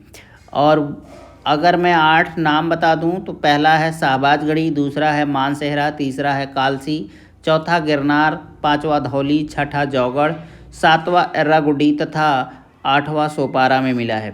अशोक के अधिकांश अभिलेख प्राकृत भाषा एवं ब्राह्मी लिपि में लिखे गए हैं। केवल 2 अभिलेख शाहबाजगढ़ी और मानसेहरा, यही 2 जो हैं ब्राह्मी लिपि में ना होकर खरोष्ठी लिपि में हैं। इसको आप ध्यान में रखिएगा, और ये भारत में है भी नहीं। और तक्षशिला से अरमेइक लिपि में लिखा गया एक भग्न अभिलेख सरेकुना नामक स्थान से यूनानी तथा आर्मेयिक लिपियों में लिखा गया है। द्विभाषी यूनानी एवं सीरियाई भाषा अभिलेख तथा लंघमान नामक स्थान से आर्मेयिक लिपि में लिखा गया अशोक का अभिलेख प्राप्त हुआ है। तो ये था इस क्वेश्चन का डिटेल। अगला क्वेश्चन, निम्नांकित में से कौन सा अशोककालीन अभिलेख खरोष्ठी लिपि में है? इसके बारे में मैंने अभी आपसे चर्चा की। कालसी, गिरनार, शहबाजगढ़ी, मेरठ। तो इसका सही आंसर है सी, शहबाजगढ़ी। तो मैंने आपको बताया शहबाजगढ़ी के साथ साथ ही मानसेहरा, ये भी एक अभिलेख है जो दोनों जो है आपकी खरोष्ठी लिपि में मिलती है। और ज़्यादातर जो अशोक के अभिलेख थे वो ब्राह्मी लिपि में थे। यही दो अभिलेख आपके ऐसे हैं कि खरोष्ठी लिपि में मिलते हैं। अगर मैं आपको मैप दिखाऊं कि मैप में है कहाँ मानसेहरा और शहबाजगढ़ी, तो आप ये देख रहे हैं रेड कलर का, ये आपको मानसेहरा दिख रहा है और ये दूसरा जो है शहबाजगढ़ी। ठीक है, तो ये दोनों वर्तमान भारत में नहीं हैं, भारत से बाहर हैं। तो ये भी एक रीज़न हो सकता है कि खरोष्ठी क्या पता इस क्षेत्र के लोग ज़्यादा अच्छे से जानते रहे हों, ब्राह्मी ना जानते रहे हों। तो इसलिए ये दोनों जो अभिलेख हैं खरोष्ठी लिपि में मिले हैं। पत्थर पर प्राचीनतम शिलालेख किस भाषा में थे? पाली, संस्कृत, प्राकृत या फिर ब्राह्मी? तो इसका सही आंसर है सी, प्राकृत में थे। जैसा कि आप सभी जानते हैं कि अशोक के जितने भी अभिलेख हैं वो या तो प्राकृत में या तो ब्राह्मी में मिले हैं। और दो ही ऐसे अभिलेख थे जो खरोष्ठी में मिले थे, एक मानसेहरा था, दूसरा शहबाजगढ़ी था। अगला क्वेश्चन, ब्राह्मी लिपि का प्रथम उद्वाचन किस पर उत्कीर्ण अक्षरों से किया गया था? पत्थर की पट्टियों पर, मोहरों पर, स्तंभों पर, सिक्कों पर? तो इसका सही आंसर है ए, पत्थर की पट्टियों पर। और इस काम को सर्वप्रथम किसने किया था? सर जेम्स प्रिसप ने। तो इनको श्रेय भी प्राप्त है अशोक के सभी अभिलेखों को सबसे पहले पढ़ने का। तो ये था इस क्वेश्चन का डिटेल। अगला क्वेश्चन, अशोक के शिलालेखों को सर्वप्रथम किसने पढ़ा? बूहलर ने, रॉबर्ट सेबल ने, जेम्स प्रिसप ने, कार्डिगट ने? तो इसका सही आंसर है जेम्स प्रिसप ने। अभी मैंने पिछले ही क्वेश्चन में आपको बताया है। अगला क्वेश्चन, अशोक के अभिलेखों का सर्वप्रथम पढ़ा था जेम्स प्रिसप ने, जॉर्ज ब्यूलर ने, विंसेंट स्मिथ ने, अहमद हसन दानी ने? तो इसका सही आंसर है ए, जेम्स प्रिसप ने पढ़ा था। ब्राह्मी लिपि को सर्वप्रथम किसने पढ़ा? ए कनिंघम, ए एच दानी, ब्यूलर या फिर जेम्स प्रिसप? तो इसका सही आंसर है डी, जेम्स प्रिसप ने। अशोक के जो अभिलेख थे ब्राह्मी लिपि में थे और अशोक के सभी जो अभिलेख थे ज़्यादातर वो ब्राह्मी लिपि में थे, जैसा कि मैं आपको बता चुका हूं। और इसे पढ़ा था जेम्स प्रिसप ने पहली बार। और इन्हें श्रेय भी प्राप्त है अशोक के अभिलेखों को पढ़ने का। इनसे पहले कोई भी अशोक के अभिलेखों को नहीं पढ़ सका था। अगला क्वेश्चन, अशोक के शिलालेखों को पढ़ने वाला प्रथम अंग्रेज कौन था? John Tower, Harry Smith, Charles Metcalfe, James Prinsep? तो इसका सही आंसर है डी, जेम्स प्रिसप। ये क्वेश्चन ना वेरी इंपॉर्टेंट है और ये बार बार आपके पेपर में पूछा जाता है। और ये आपने देखा भी होगा कि इस पर आधारित 4 से 5 तरीके के प्रश्न बनाए गए हैं। आप इसको ध्यान में रखिएगा इस क्वेश्चन को कि अशोक का पहला जो अभिलेख था पढ़ने वाला कौन था? तो जेम्स प्रिसप था। ये अंग्रेज भी था। सम्राट अशोक के राजदेशों का सबसे पहले विकुटन डिसाइफर किसने किया, मतलब किसने पढ़ा? तो George Buhler, James Prinsep, Max Muller, William Jones? तो अब तो आपको याद भी हो गया इसका आंसर, जहाँ तक है जेम्स प्रिसप हैं जो सबसे पहले पढ़े थे ब्राह्मी लिपि को और अशोक के अभिलेख को। अगला क्वेश्चन, मौर्य साम्राज्य के पेशावर के निकट उत्तर पश्चिम भाग में अशोक के शिलालेख थे ब्राह्मी लिपि में, अरमेइक लिपि में, देवनागरी लिपि में, खरोष्ठी लिपि में? तो इसका सही आंसर है डी, खरोष्ठी लिपि में। आप ये मैप अच्छे से देख पा रहे होंगे। ये आपका मानसेहरा है और दूसरा है शहबाजगढ़ी। और ये दोनों अभिलेख जो हैं खरोष्ठी लिपि में हैं। और आपको जैसा कि बताया गया कि उत्तर, ये आपका उत्तर हो गया और ये आपका पश्चिम हो गया। ठीक है, तो इस तरीके से ये वाला क्षेत्र जो है, ऐसे भी क्वेश्चन बन जाते हैं कि उत्तर पश्चिम क्षेत्र के निकट पाया जाने वाला शिलालेख। तो आप जैसा कि देख ही रहे हैं, ये क्वेश्चन जो है ना PCS लेवल के हैं। तो आप इसको अच्छे से पढ़िए, एसएससी अपने आप क्लियर हो जाएगा। टीचिंग एग्ज़ाम कोई भी हो अपने आप क्लियर हो जाएगा। क्लर्कियल एग्ज़ाम हो अपने आप क्लियर होगा, ठीक है। कोई भी एग्ज़ाम हो, इंडिया की कोई भी एग्ज़ाम आप देने बैठते हैं, अगर इस वीडियो को आप कायदे से देख लेते हैं तो मैं 100% श्योर हूँ कि आपका इससे एक भी क्वेश्चन बाहर नहीं जाएगा और आपके क्वेश्चन गलत नहीं होंगे। आप 100 करने की क्षमता रखेंगे इस वीडियो को देखने के बाद। लेकिन अच्छी चीज़ कोई नहीं देखता है, बहुत लोग वीडियो को स्किप करके निकल जाते हैं, उनको सही चीज़ पसंद ही नहीं आता, उनको सिर्फ ऑनलाइन पढ़ना पसंद है। ऑनलाइन क्लास में पढ़ेंगे जहां 15 क्वेश्चन मात्र कराया जाएगा और आपसे पूरे 60 मिनट ले लिए जाएंगे आसानी से। तो ये सब है, पढ़ने वाले भी पढ़ना भी नहीं चाहते हैं, ये भी एक हकीकत है। अगर सच में पढ़ना ही है तो एग्ज़ाम क्लियर कैसे नहीं होगा, 100% क्लियर होगा। लेकिन सही पूछिए तो पढ़ना ही नहीं है और जो फेमस टीचर हैं उन्हीं को पढ़ना है। सबसे बड़ी बात तो यही है। वह स्थान जहां प्राक अशोक ब्राह्मी लिपि का पता चला है, नागार्जुनकोंडा, अनुराधापुर, ब्रह्मगिरी या फिर मास्की। तो इसका सही आंसर है बी, अनुराधापुर। अनुराधापुर है कहाँ, तो ये श्रीलंका में है।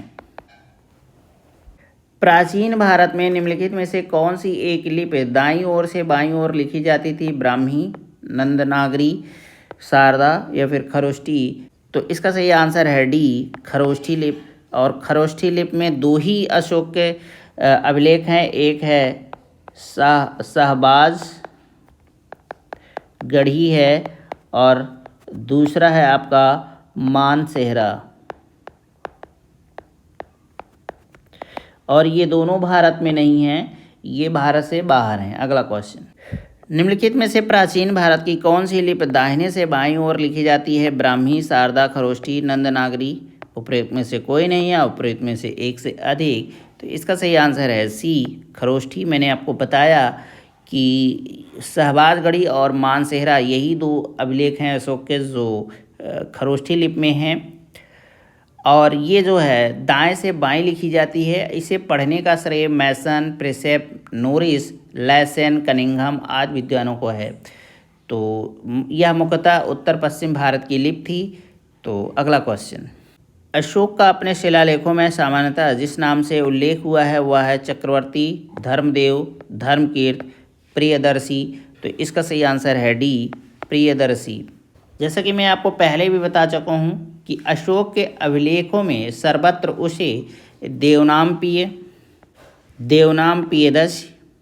देवनाम पियदर्शी का मतलब है देवताओं का प्रिय अथवा देखने में सुंदर, देवनाम प्रियदर्शी, तथा राजा आदि की उपाधियों से संबोधित किया गया है। पुराणों में उसे अशोक वर्धन कहा गया है। एक चीज़ और है कि पुराणों में अशोक को क्या नाम मिलता है, तो आप ध्यान रखिएगा, अशोक वर्धन के नाम से इसका नाम मिलता है पुराणों में। तो कंफ्यूज कभी भी मत होइएगा, ठीक है। अब देवनाम पियदर्शी का मतलब होता है देवताओं का प्रिय या प्रियदर्शी। इस तरीके से ये क्वेश्चन का डिटेल था। अब यहाँ आपको प्रियदर्शी मिल रहा है, देवनाम प्रियदर्शी का मतलब सुंदर देवनाम या प्रियदर्शी होता है। अगला क्वेश्चन, अपने शिलालेखों में अशोक सामान्यतः किस नाम से जाने जाते हैं, चक्रवर्ती, प्रियदर्शी, धर्मदेव, कीर्तिदेव। उपयुक्त में से कोई नहीं है, उपयुक्त में से एक से अधिक। तो इसका सही आंसर है प्रियदर्शी, ऑप्शन बी। इसका मैंने पूरा डिटेल दिया कि अशोक को जितने भी अभिलेख हैं उसमें उसका नाम देवनाम पिय या देवनाम पियदर्शी के नाम से मिलता है।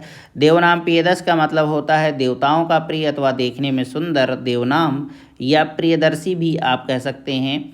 तो ये था इस क्वेश्चन का डिटेल। अगला क्वेश्चन, अभिलेखों में किस शासक का उल्लेख पियदर्शी एवं देवनाम प्रिय के रूप में हुआ है, तो मैंने आपको रटा दिया है, चंद्रगुप्त मौर्य, अशोक, समुद्रगुप्त या फिर हर्षवर्धन। तो इसका सही आंसर है बी, अशोक।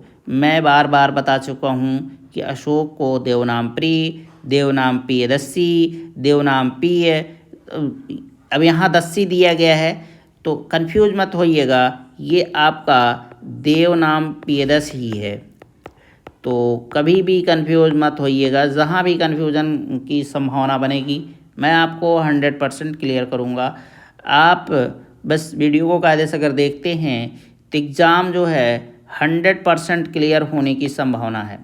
इससे ज़्यादा मैं आपको कुछ आश्वासन नहीं दे सकता कि अब इससे ज़्यादा कहें क्या। आप पढ़ते किस लिए हैं? एग्ज़ाम क्लियर करने के लिए, और किसी के लिए तो पढ़ते नहीं हैं।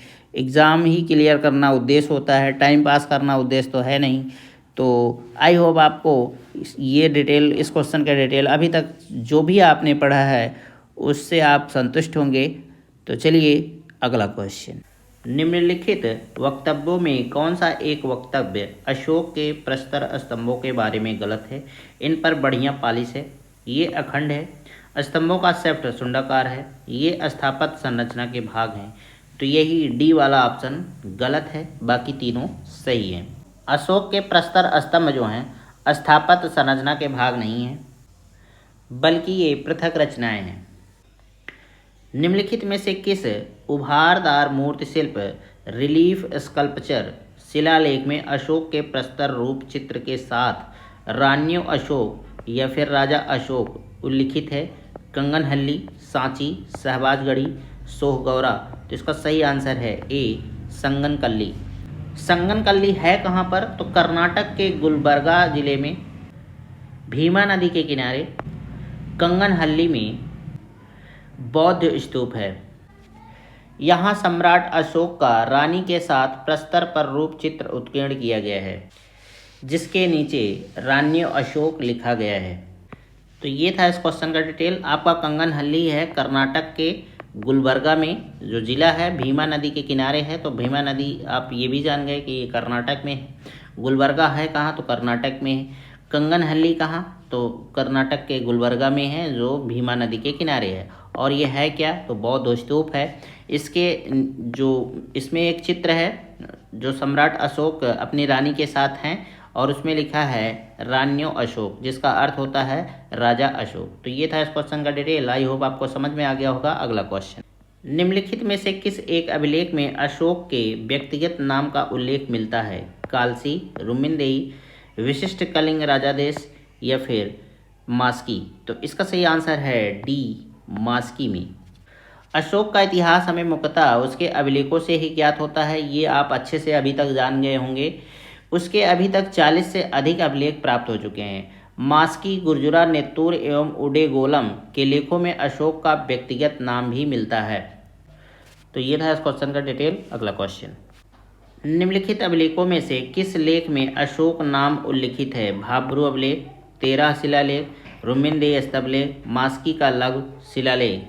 तो इसका सही आंसर है डी, मास्की। अभी मैं आपको बताया कि जो अशोक का शिलालेख है 40 से अधिक अभिलेख इसके प्राप्त हुए हैं। जो मास्की में भी मिलता है इसका नाम अशोक, गुर्जरा में भी मिलेगा, नेत्तूर में भी मिलेगा और उडेगोलम में भी मिलेगा। ये 4 ऐसे अभिलेख हैं जिनमें अशोक का पर्सनली नाम मिलता है। तो ये था इस क्वेश्चन का डिटेल। अगला क्वेश्चन। निम्नलिखित अभिलेखों में से किसमें अशोक का नामोल्लेख हुआ है? गुर्जरा, अहरौरा, ब्रह्मगिरी, सारनाथ। तो इसका सही आंसर है ए, गुर्जरा। मैंने आपको बताया कि 4 अभिलेख ऐसे हैं, मास्की है, गुर्जरा है, नेत्तूर है एवं उडेगोलम है। अब इसमें से एक एक नाम चेंज करता जाएगा और आपसे आंसर लेता जाएगा। तो पहले वाले क्वेश्चन में मास्की था, लेकिन अब इस वाले क्वेश्चन में मास्की को हटाकर गुर्जरा रख दिया है, फिर गुर्जरा को हटाकर रख देगा उडेगोलम। ठीक है, क्वेश्चन बदलने का तरीका ये है। और अगर उसको और चेंज करना है तो उडेगोलम को भी हटा देगा, नेत्तूर डाल देगा। अब इन चारों नामों को आपको पता होना चाहिए, तभी आप इस क्वेश्चन को सही कर पाएंगे, अन्यथा नहीं कर पाएंगे। तो चलिए अगला क्वेश्चन।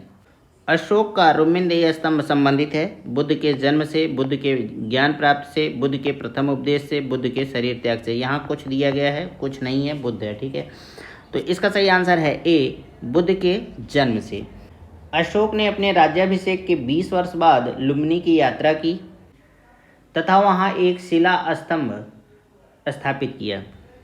इसी रुमिनदेही अभिलेख में लिखा गया है कि अशोक ने भू राजस्व घटाकर 1/6 से 1/8 कर दिया।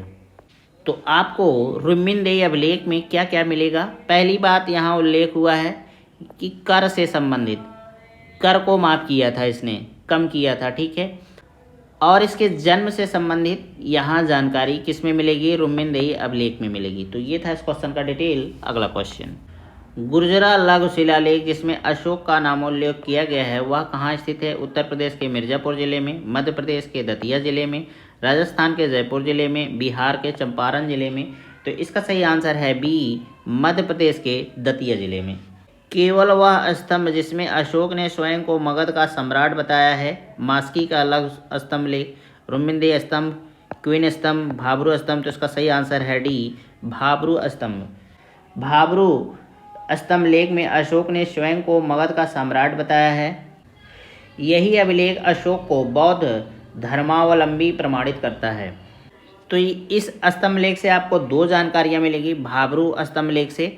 एक तो अशोक जो है स्वयं को मगध का सम्राट बताया है। दूसरा क्वेश्चन यहाँ से बनेगा कि किस स्तंभ लेख से पता चलता है कि अशोक बौद्ध धर्मावलंबी था। तो आपका आंसर होगा भाब्रू या बैराट स्तंभ लेख। ठीक है, यही इस क्वेश्चन का डिटेल था। आई होप आपको पसंद आया होगा। अगला क्वेश्चन, कालसी प्रसिद्ध है बौद्ध चैत्यों हेतु, फारसी सिक्कों के कारण, अशोक के शिलालेख के कारण, गुप्तकालीन मंदिरों हेतु।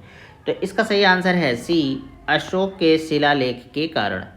कालसी आपका है कहाँ? तो कालसी उत्तराखंड के देहरादून जिले में स्थित है। यहाँ से अशोक का शिलालेख मिला है, इसलिए कालसी का ऐतिहासिक महत्व बढ़ जाता है। तो अब आपको समझ में आ गया कि कालसी है कहाँ पर? तो उत्तराखंड में है, देहरादून के ज़िले में।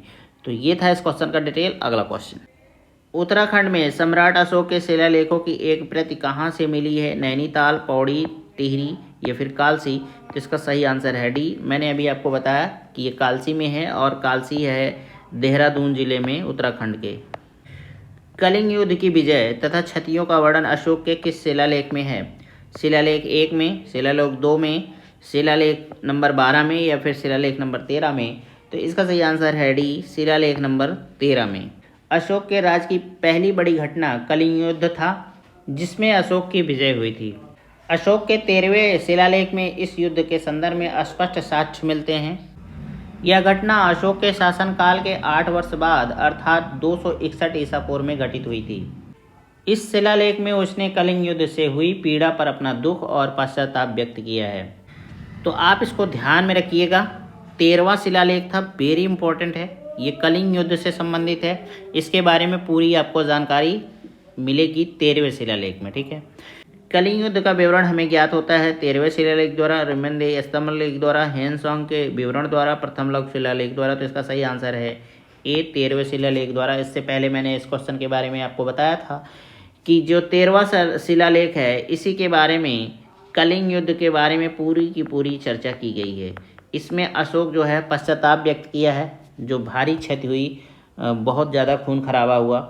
तो ये था इस क्वेश्चन का डिटेल। अगला क्वेश्चन, अशोक के निम्न अभिलेखों में से पूर्ण रूपेण धार्मिक सहिष्णुता के प्रति समर्पित कौन सा अभिलेख है? शिलालेख 13, शिलालेख 12 या फिर शिलालेख 7, भाब्रू लघु शिलालेख।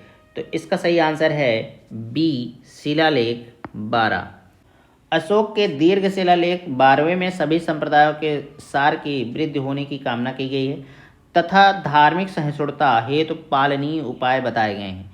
तो ये आप इस नंबर का शिलालेख जो है याद रखिएगा, 12वां है और 13वें में कलिंग युद्ध के बारे में चर्चा की गई। अगला क्वेश्चन, निम्नलिखित में से किस शासक ने अपनी प्रजा को इस अभिलेख के माध्यम से परामर्श दिया? कोई भी व्यक्ति जो अपने संप्रदाय को महिमा मंडित करने की दृष्टि से अपने धार्मिक संप्रदाय की प्रशंसा करता है या अपने संप्रदाय के प्रति अत्यधिक भक्ति के कारण अन्य संप्रदायों की निंदा करता है, वह अपितु अपने संप्रदाय को गंभीर रूप से हानि पहुंचाता है।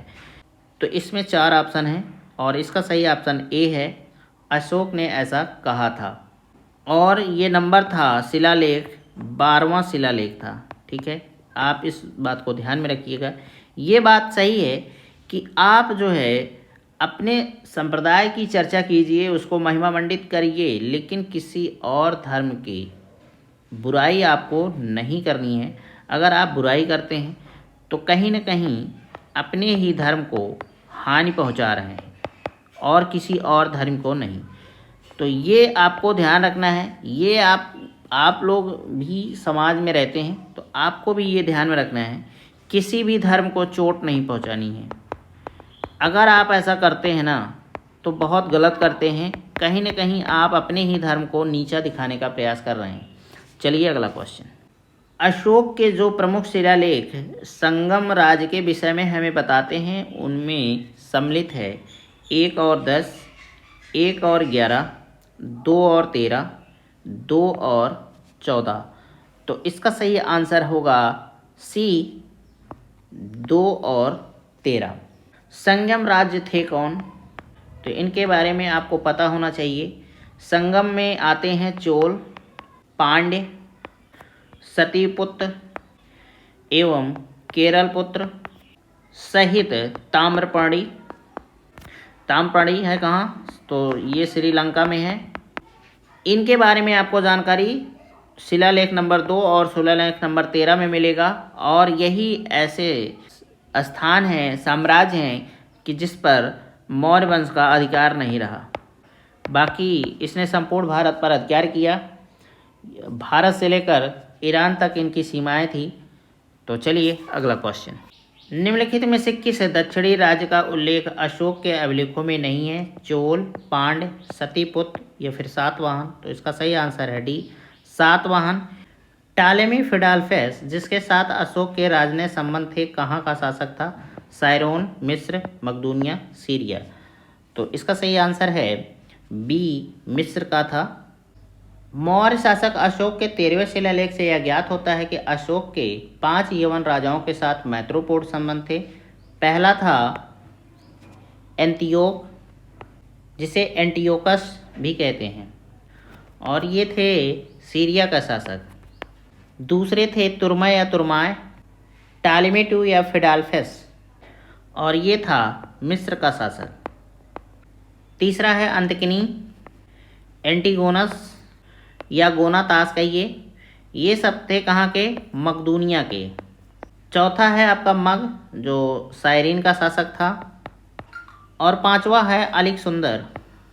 अलेक्सुंदर मतलब अलेक्जेंडर एपाइरस या एपीरस। ये एपीरस का राजा था। तो ये थे 5 नाम, आपको याद रखने चाहिए पांचों को। जगह का नाम तो खास तौर पर रखना चाहिए। सीरिया है, फिलाडेल्फस है जो था मिस्र का था आपका, मकदूनिया का है, फिर एपीरस है। ठीक है, अगला क्वेश्चन। अशोक का समकालीन तुर्मै कहाँ का राजा था? मिस्र, कोरिथ, मैसेडोनिया, सीरिया। तो इसका सही आंसर है ए मिस्र का। अभी मैंने आपको इसके बारे में चर्चा की थी। अगला क्वेश्चन। निम्नलिखित में से किस राजवंश के शासकों के सुदूर देशों जैसे सीरिया, मिस्र के साथ राजकीय संबंध थे? चोल, गुप्त, मौर्य, पल्लव। तो इसका सही आंसर है सी मौर्य। और ये किसके टाइम पीरियड में हुआ? तो अशोक के टाइम पीरियड में हुआ। ठीक है, अगला क्वेश्चन। अशोक के धर्म का मूल संदेश क्या है? राजा के प्रति वफादारी, शांति एवं अहिंसा, बड़ों का सम्मान, धार्मिक सहनशीलता, उपयुक्त में से कोई नहीं या उपयुक्त में से एक से अधिक। तो इसका सही आंसर ई होगा। अशोक धम्म का मतलब होता है धर्म, एक नैतिक संहिता थी। अशोक अपने दूसरे और 7वें शिलालेख के माध्यम से संदेश देता है, अपाशिनवे बहुकवयाने दयादाने सची सोचे मादये साधवे च। अर्थात कम पाप करना, कल्याण करना, दया करना, सत्य बोलना, पवित्रता से रहना, स्वभाव में मधुरता तथा साधुता बनाए रखना। इस प्रकार अशोक धर्म के मूल संदेश में शांति और अहिंसा, बड़ों का सम्मान तथा धार्मिक सहनशीलता निहित है। तो इस तरीके से आपका मतलब सारे ये सही हैं, मतलब एक से ज़्यादा आपके उत्तर हैं इसमें। तो ठीक है, अगला क्वेश्चन। निम्न से अशोक के किस अभिलेख में पारंपरिक अवसरों पर पशुबल पर रोक लगाई गई? ऐसा लगता है कि यह पाबंदी पशुओं के वध पर थी। शिलालेख 1, शिलालेख 5, शिलालेख 9, शिलालेख 11। तो इसका सही आंसर है बी शिलालेख 5 में। आप याद रखिएगा पशुबल पर ये आपके क्वेश्चन बनता है। पशुबल पर प्रतिबंध लगाया गया था, शिलालेख 5 में ये जानकारी मिलती है। इसको आप कायदे से ध्यान में रखिएगा। अशोक के प्रथम शिलालेख में पशुबल निषेध के संदर्भ में लेख इस प्रकार है, यहाँ कोई जीव मारकर बलि न दिया जाए और न कोई उत्सव किया जाए। पहले प्रियदर्शी राजा की पाकशाला में प्रतिदिन सैकड़ों जीव मांस के लिए मारे जाते थे, लेकिन अब इस अभिलेख के लिखे जाने तक सिर्फ 3 पशु प्रतिदिन मारे जाते हैं, 2 मोर एवं 1 मृग। इसमें भी मृग हमेशा नहीं मारा जाता। ये तीनों भी भविष्य में नहीं मारे जाएंगे। 5वें स्तंभलेख के अनुसार अशोक द्वारा राज्याभिषेक के 26वें वर्ष बाद निम्नलिखित जीवों का वध जो है निषिद्ध कर दिया गया है, जैसे तोता, मैना, अरुड़ा, जंगली बतख, नंदीमुख, चमगादड़, रानी चींटियां, मछली, कछुआ, शाही, गिलहरी, हिरण, बैल, श्वेत कबूतर, घरेलू कबूतर और ऐसे चौपाए जो खाए न जाते हों और अन्य किसी काम न आते हों। प्रत्येक पक्ष के 8वें, 14वें और 15वें दिन, तिथ्य और पुनर्वसु के दिन तीनों ऋतुओं की पूर्णिमा को तथा दूसरे त्योहारों पर बैलों, बकरों, सूरों तथा अन्य जानवरों को बाधित न किया जाए। तिथ्य, पुनर्वसु और ऋतुओं की पूर्णिमा को प्रत्येक ऋतु की पूर्णिमा वाले पक्ष में घोड़ों और बैलों को न दागा जाए। निम्नलिखित प्राचीन भारतीय अभिलेखों में से कौन सा एक खाद्यान्न को देश में संकट काल में उपयोग हेतु सुरक्षित रखने के बारे में प्राचीनतम शाही आदेश है? सोहगौरा ताम्रपत्र, अशोक का रोमंदी अभिलेख, प्रयाग प्रशस्ति पत्र और चंद्र का मेहरौली शिलालेख। तो इसका सही आंसर है ए, सोहगौरा। सोहगौरा है आपके गोरखपुर, उत्तर प्रदेश। ठीक है, उत्तर प्रदेश में गोरखपुर है। और इसी तरीके का एक अभिलेख मिलता है बोगरा में। बोगरा है आपका बांग्लादेश में। तो इसमें भी चर्चा की गई है कि जब आपातकाल हो तो उसके लिए कुछ अनाज जो है बचा कर रखना चाहिए। कथन ए, अशोक ने कलिंग को मौर्य साम्राज्य में जोड़ लिया था। कारण आर, कलिंग दक्षिण भारत को जाने वाले स्थलीय एवं समुद्री मार्गों को नियंत्रित करता था। तो इसका सही आंसर आपका ए होगा। ए और आर दोनों सही है और आर ए का सही स्पष्टीकरण है। कथन ए, मौर्यकालीन शासकों ने धार्मिक आधार पर भू अनुदान नहीं दिया था। कारण आर, भू अनुदान के विरुद्ध कृषकों ने विद्रोह किया। तो भाई नीचे दिए गए कोड में सही कौन है? तो इसका सही आंसर है सी। ए सही है परंतु आर गलत है। मौर्यकालीन में जो है अनुदान धार्मिक आधार पर नहीं दिया गया। तो भाई नहीं दिया गया तो कृषकों ने विरोध क्यों करेंगे? तो ये ऑप्शन गलत होता है। ठीक है, अगला क्वेश्चन। प्रसिद्ध यूनानी राजदूत मेगास्थनीज भारत में किसके दरबार में आए थे? अशोक, हर्षवर्धन, चंद्रगुप्त मौर्य या फिर हेमू? तो इसका सही आंसर है सी, चंद्रगुप्त मौर्य। मेगास्थनीज सेलुकस निकेटर द्वारा चंद्रगुप्त मौर्य की राज्यसभा में भेजा गया यूनानी राजदूत था। तो आप ये ध्यान में रखिएगा कि मौर्य साम्राज्य में कौन आया था? मेगास्थनीज नाम का राजदूत आया था। किसने भेजा था? तो सेल्यूकस निकेटर। ये बार बार आपके पेपर में आता है, छोटी परीक्षा हो या बड़ी परीक्षा हो, ये इम्पोर्टेंट फैक्ट है। ठीक है, और मेगास्थनीज एक पुस्तिका लिखा था इंडिका नाम से, ये भी इम्पोर्टेंट है, आपके पेपर में पूछा जाता है। चलिए अगला क्वेश्चन। मेगास्थनीज दूज था सेल्यूकस का, सिकंदर का, डेरियस का, यूनानियों का? तो इनमें से कोई नहीं। तो ये सही ऑप्शन ए होगा आपका, सेल्यूकस निकेटर का था। ठीक है, और ये चंद्रगुप्त मौर्य के दरबार में आया था मेगास्थनीज, और इसने एक पुस्तक लिखी जो भारत में देखा, सुना, समझा, उसको संकलित किया इंडिका में। किसके शासनकाल में मेगास्थनीज भारत आया था? अशोक, हर्षवर्धन, चंद्रगुप्त मौर्य, कुमारगुप्त? तो इसका सही आंसर है सी, चंद्रगुप्त मौर्य। मौर्य साम्राज्य का 7 वर्गों में विभाजन का विशेष रूप से उल्लेख किया गया है। कौटिल्य के अर्थशास्त्र में, अशोक के शिलालेख में, पुराणों में, मेगास्थनीज की पुस्तक इंडिका में। उपयुक्त में से कोई नहीं। तो यही आपका डी ऑप्शन सही होगा। इसने जो इंडिका नामक पुस्तक लिखी थी मेगास्थनीज ने, इसमें मौर्य साम्राज्य को 7 वर्गों में बांटा था। अब आपको मन होगा कि वो 7 वर्ग थे कौन, तो जान लीजिए। पहला, दार्शनिक में बांटा था इसने। दूसरा, कृषक। तीसरा, पशुपालक। चौथा, कारीगर के रूप में बांटा। पांचवा, योद्धा। छठा था निरीक्षक और 7वें थे सभासद। तो आप इनको नाम ध्यान में रख सकते हैं। मेगास्थनीज जो है भारतीय समाज में दास प्रथा के प्रचलित होने का उल्लेख नहीं करता है, इसको आप ध्यान में रख सकते हैं। मौर्य काल में कोई भी व्यक्ति ना तो अपनी जात से बाहर विवाह कर सकता था और ना ही उससे भिन्न पेशा ही अपना सकता था। तो ये थोड़ा सा कठिन चीज़ है, इसको ध्यान में रख सकते हैं आप। अगला क्वेश्चन। मेगास्थनीज ने भारतीय समाज को कितनी श्रेणियों में विभाजित किया? तो बहुत सरल है कि 7 भागों में बांटा। कौन कौन? दार्शनिक, कृषक, पशुपालक, कारीगर, योद्धा, निरीक्षक एवं सभासद। मेगास्थनीज जो है अपनी इंडिका में दास प्रथा का प्रचलित होने का उल्लेख नहीं करता है, लेकिन एक बात का उल्लेख करता है, मौर्य काल में कोई भी व्यक्ति न तो अपनी जात से बाहर विवाह कर सकता था और ना ही उससे भिन्न पेशा ही अपना सकता था। तो मतलब जो जिस जात का है उसी जात में विवाह करेगा और जो उसका पेशा था वही अपना पेशा भी बनाएगा, अन्यथा कोई नहीं। अगला क्वेश्चन, निम्नलिखित में से किस स्रोत में उल्लिखित है कि प्राचीन भारत में दास्ता नहीं थी? अर्थशास्त्र, मुद्रा राक्षस, मेगास्थनीज की इंडिका, वायु पुराण। तो यही है सी ऑप्शन, मेगास्थनीज। और ये था किसका राजदूत था? सेल्यूकस निकेटर का था। किसके दरबार में आया? चंद्रगुप्त मौर्य के दरबार में आया। इसने जो है पुस्तक कौन सी लिखी?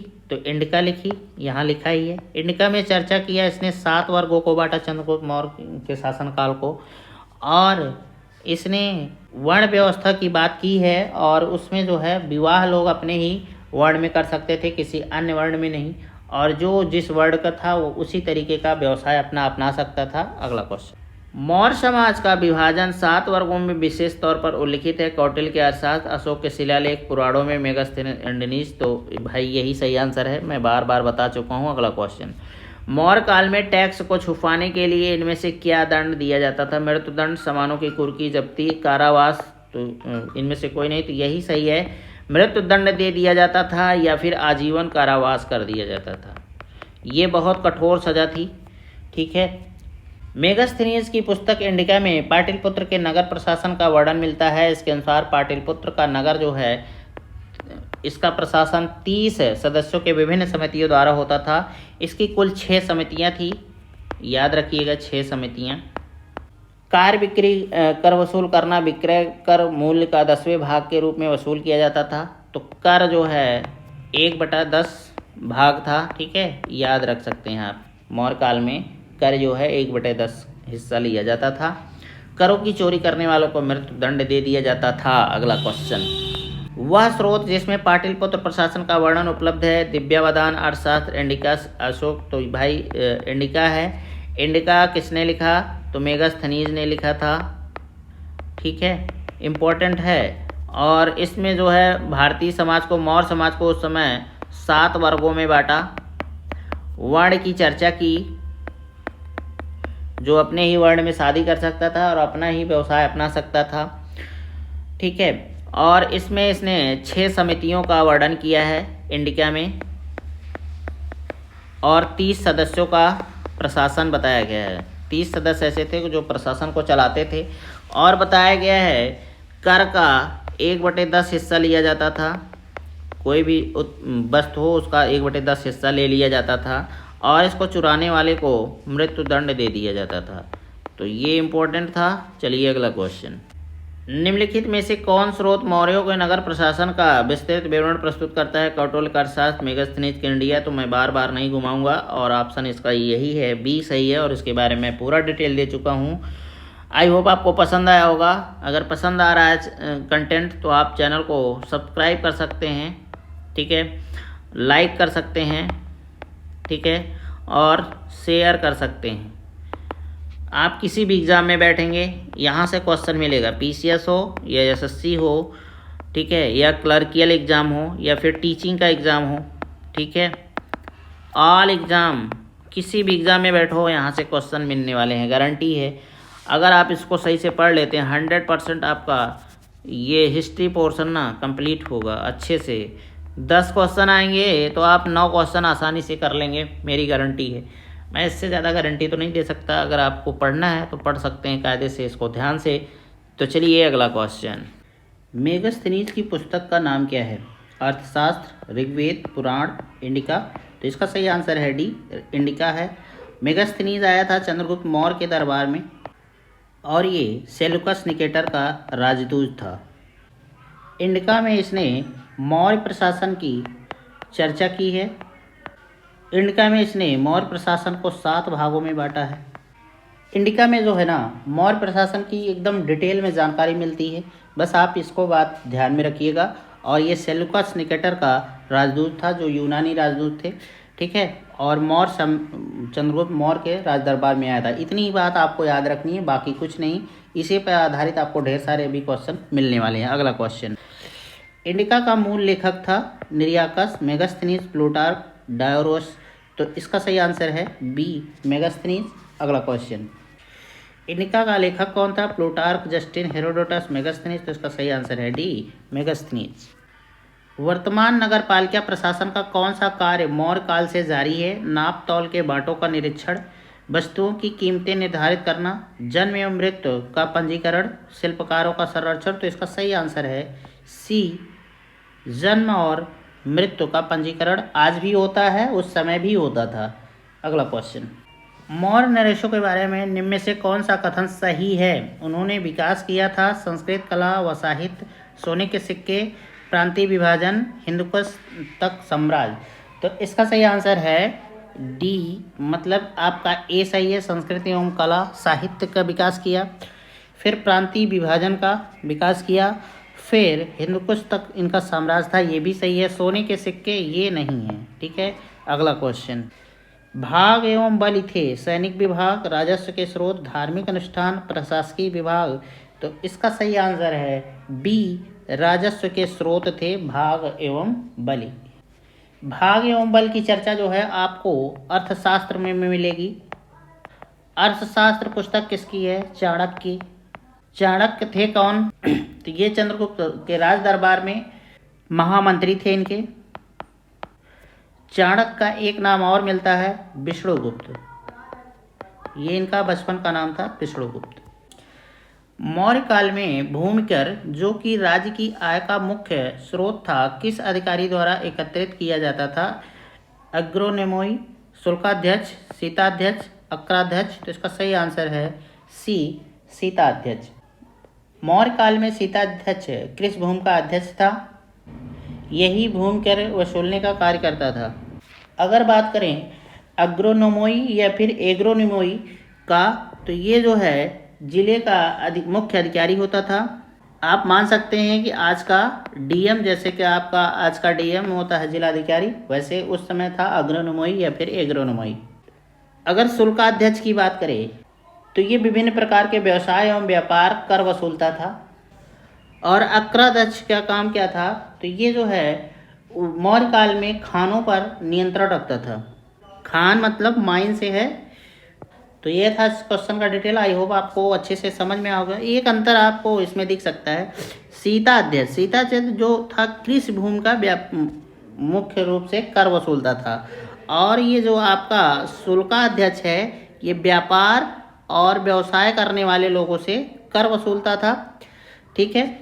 और अक्राध्यक्ष के बारे में आपको मैंने यहाँ पूरा डिटेल दिया। मैंने आपको चारों ऑप्शन को पूरा डिटेल दे दिया है। अगला क्वेश्चन, मौर्य काल में सीता से तात्पर्य है एक देवी, एक धार्मिक संप्रदाय, राजकीय भूमि से प्राप्त आय, ऊसर भूमि।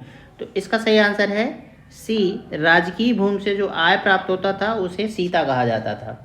जो कृषकों से कर वसूलता था वो सीताध्यक्ष होता था, और मौर्य काल में कर को चुराने वाले को मृत्यु दंड दिया जाता था।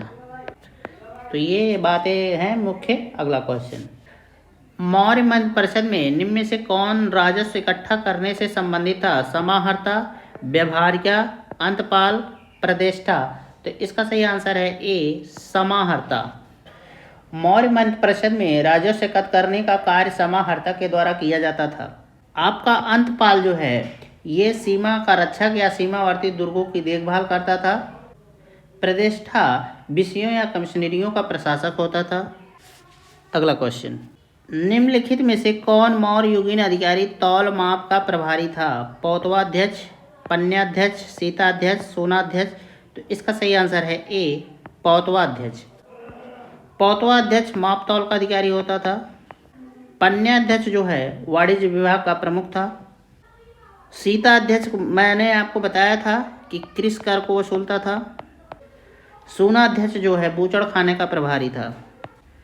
तो ये चारों डिटेल आपको मिल गए। कौन क्या था इसको याद रखिए, एग्जाम में बराबर पूछा जाता है। अगला क्वेश्चन, मौर्य काल में एग्रोनोमी अधिकारी निम्नलिखित में से किस क्षेत्र से संबंधित था? माप तौल, प्रशासन प्रबंधन, मार्ग निर्माण, राजस्व प्रबंधन। तो इसका सही आंसर है सी, मार्ग प्रबंधन। एग्रोनोमी की बात कर लें कि इसका काम क्या क्या था। पहला काम था राजस्व का संग्रह, दूसरा काम था सिंचाई सुविधाओं का पर्यवेक्षक था ये, तीसरा काम इसका न्यायिक प्रशासन, चौथा काम भूमि की माप, पांचवा काम था मार्ग निर्माण। तो ये काम करता था एग्रोनोमी, इसको आप ध्यान में रखिए, याद कर लीजिए। इन चारों में से कभी ये पूछा जाएगा तो कभी ये पूछा जाएगा, कभी ये पूछा जाएगा, कभी ये, ठीक है। लेकिन आपको ये पांचों कायदे से याद होने चाहिए। अगला क्वेश्चन, पंकोद सन निरोधे मौर्य प्रशासन द्वारा लिया जाने वाला जुर्माना था पीने के पानी को गंदा करने पर, सड़क पर कीचड़ फैलाने पर, कूड़ा फेंकने पर, मंदिर को गंदा करने पर। तो इसका सही आंसर है बी। जो भी व्यक्ति उस समय सड़क पर कीचड़ या गंदगी फैला देता था उसे पंकोद सन निरोध नाम से जुर्माना भरना पड़ता था। मौर्य काल में शिक्षा का सर्वाधिक प्रसिद्ध केंद्र था वैशाली, नंदा, तक्षशिला, उज्जैन। तो इसका सही आंसर है सी, तक्षशिला था। जैसा कि आप सभी जानते हैं कि वैशाली जो है वर्तमान बिहार का एक जिला है और प्राचीन काल में ये बुद्ध और जैन दोनों धर्म से जुड़ा है। नालंदा जो है बौद्ध शिक्षा का प्रमुख केंद्र था। और तक्षशिला के बारे में मैंने आपको बताया ही कि तक्षशिला जो है मौर्य काल में हिंदू एवं बौद्ध शिक्षा का प्रमुख केंद्र था। यहाँ विश्व भर से लोग पढ़ने आते थे। तो मौर्य काल में शिक्षा का सर्वाधिक प्रसिद्ध केंद्र आपका तक्षशिला था, ना कि नालंदा। ये कभी भी कंफ्यूज मत रहिएगा। अगला क्वेश्चन, कौटिल्य के अर्थशास्त्र के अनुसार मौर्यकालीन न्याय व्यवस्था में निम्नलिखित न्यायालय अस्तित्व में थे। धर्म महामात्र, धर्मस्थी, रज्जुक, कंटक शोधन। तो इसका सही आंसर जो है डी है 2 एवं 4। मतलब आपका धर्म स्थि सही है और चौथा कंटक शोधन सही है। तो आप इसको याद रख सकते हैं कि ये न्याय से संबंधित दोनों अधिकारी थे। अगर बात करें कि धर्मस्थि का काम क्या था, तो इसका काम था दीवानी का काम देखना। और कंटक शोधन का काम क्या था, फौजदारी के काम को देखना। कोई लड़ाई झगड़ा कर ले तो उसको निपटारा करना। भारत के सांस्कृतिक इतिहास के संदर्भ में इतिवृत्तों, राजवंशी इतिहासों तथा वीर गाथाओं को कंठस्थ करना निम्नलिखित में से किसका व्यवसाय था।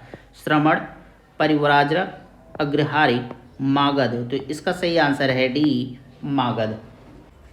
गांवों के शासन को स्वायत्त शासी पंचायतों के माध्यम से संचालित करने की व्यवस्था का सूत्रपात किसने किया।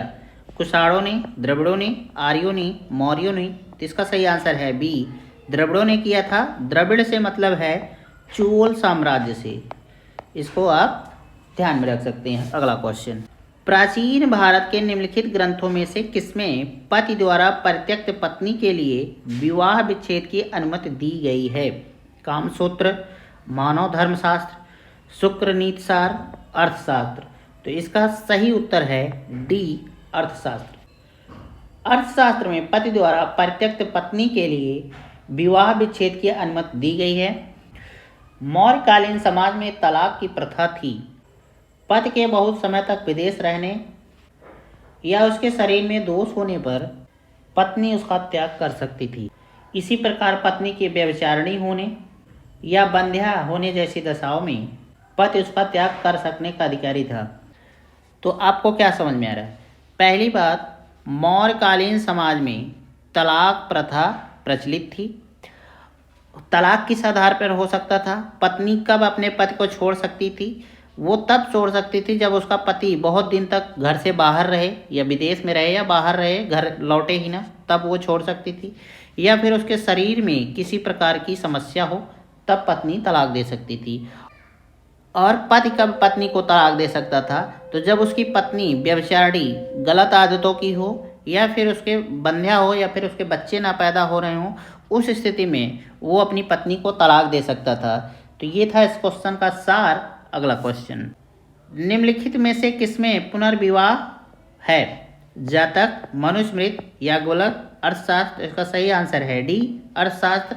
मैंने आपको बताया कि अर्थशास्त्र जो है आचार्य चाणक्य ने लिखी थी, जिन्हें विष्णुगुप्त भी कहा जाता है। आचार्य चाणक्य के अर्थशास्त्र में उस समय के काल के बारे में बताया गया है, मौर्यकालीन के बारे में बताया गया है पत्नी जो है पति को तलाक दे सकती थी, लेकिन किस आधार पर? यदि उसका पति बाहर बहुत दिन से रह रहा है और घर वापस नहीं आ रहा है, या फिर उसके शरीर में किसी प्रकार की समस्या है, वो अक्षम है किसी प्रकार से, तब भी पत्नी उसको तलाक दे सकती थी। और पति उसको किस आधार पर तलाक दे सकता था अपनी पत्नी को?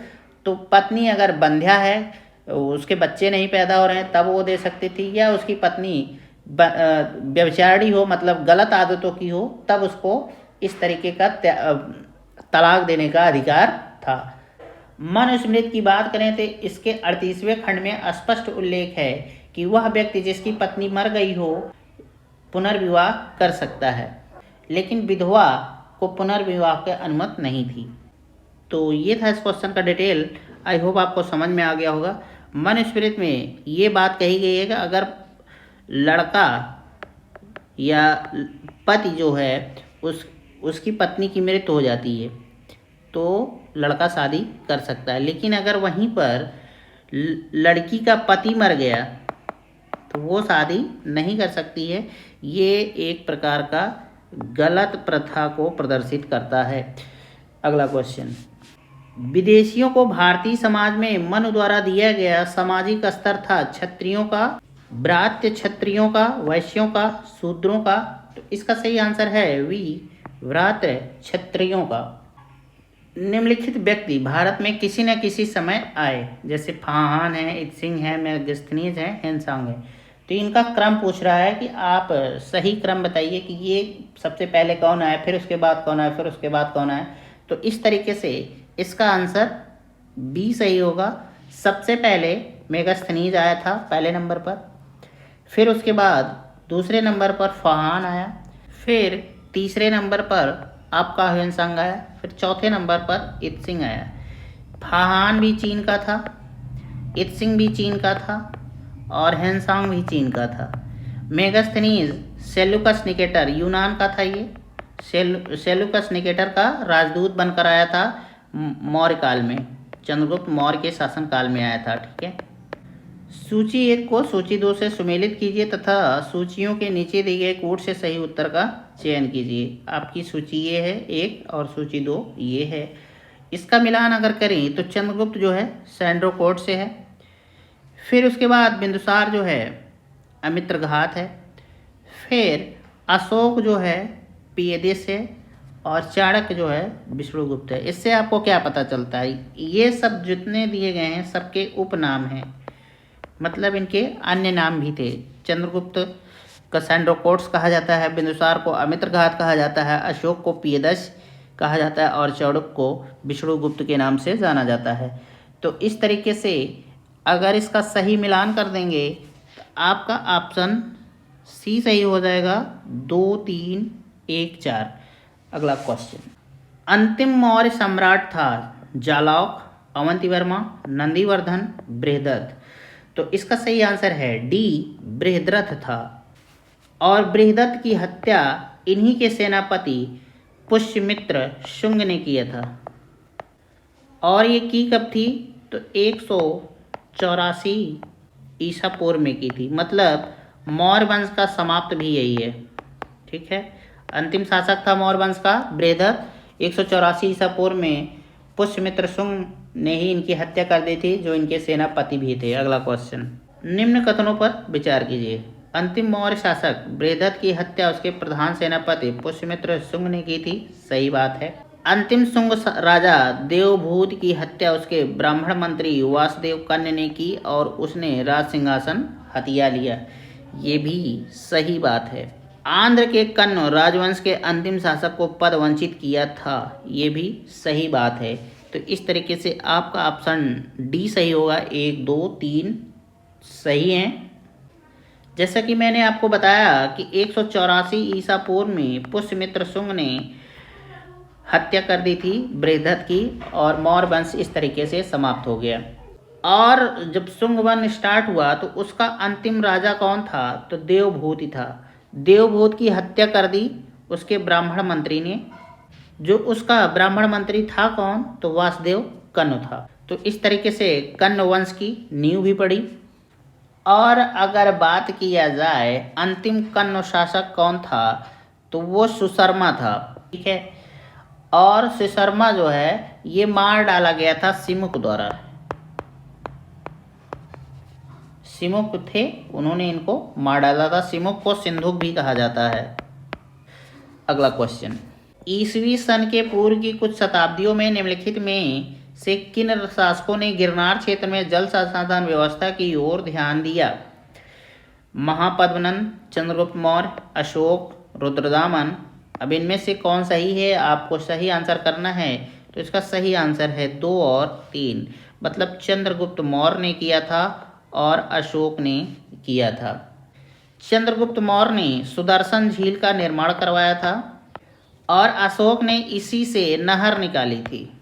और ये सब बातें जो आप यहाँ पढ़ रहे हैं कहाँ से जानकारी मिलती है? तो ये रुद्रदामन से मिलती है। रुद्रदामन अभिलेख है, वहीं से मिलती है। जल की आवश्यकता को ध्यान में रखते हुए जिस प्रथम शासक ने गिरनार क्षेत्र में एक झील का निर्माण करवाया हुआ था चंद्रगुप्त मौर्य, अशोक, रुद्रदामन, स्कंदगुप्त। तो इसका सही आंसर है ए, चंद्रगुप्त मौर्य। निम्नलिखित में से किस अभिलेख में चंद्रगुप्त और अशोक दोनों का उल्लेख किया गया है? गौतमीपुत्र सातकर्णी की नासिक प्रशस्त्र, महाक्षत्रप रुद्रदामन का जूनागढ़ अभिलेख, अशोक का गिरनार अभिलेख, स्कंदगुप्त का जूनागढ़ अभिलेख। तो इसका सही आंसर है बी, महाक्षत्रप रुद्रदामन का जूनागढ़ अभिलेख। इसी में इन दोनों का वर्णन किया गया है। क्यों किया गया है? क्योंकि इन्होंने, चंद्रगुप्त ने सुदर्शन झील बनवाई थी, ठीक, और अशोक ने इसी झील से एक नहर निकलवाया था और इसका मरम्मत भी करवाया था। तो इसीलिए इन दोनों का नाम एक ही जगह मिलता है, रुद्रदामन के अभिलेख में। अगला क्वेश्चन, निम्नलिखित अभिलेखों में से किसमें अशोक का अभिलेख भी पाया गया है? महाक्षत्रप का रुद्रदामन का जूनागढ़ अभिलेख, गौतमीपुत्र सातकर्णी की संबंधित नासिक प्रशस्ति, खारवेल का हाथीगुम्बा अभिलेख। उपर्युक्त में से कोई नहीं। तो इसका सही आंसर है ए, महाक्षत्रप रुद्रदामन जूनागढ़ अभिलेख। जैसा कि मैं आपको बता दूं, रुद्रदामन जो है ना, पश्चिमी भारत के शकों का एक महान राजा था। गुजरात के जूनागढ़ या गिरनार की बात करें तो शक संवत 72 या 150 ईस्वी का उसका एक अभिलेख प्राप्त हुआ है। इससे उसकी विजयों, व्यक्तित्व एवं कृतित्व का विवरण प्राप्त होता है। अशोक के अतिरिक्त स्कंदगुप्त के भी 2 लेख इस पर खुदे हुए हैं। सर्वप्रथम 1822 में कर्नल टाड ने इस लेख को पता लगाया। यह विशुद्ध संस्कृत भाषा तथा ब्राह्मी लिपि में लिखा गया है। इसके रचना का मुख्य उद्देश्य सुदर्शन झील के बांध के पुनर्निर्माण का विवरण सुरक्षित रखना था। तो चलिए अगला क्वेश्चन, बराबर पहाड़ी की गुफाओं के विषय में निम्न में से कौन सा एक सही नहीं है? बराबर पहाड़ी पर कुल 4 गुफाएं हैं, ये सही है। 3 गुफाओं की दीवार पर अशोक के अभिलेख उत्कीर्ण है, ये भी सही है।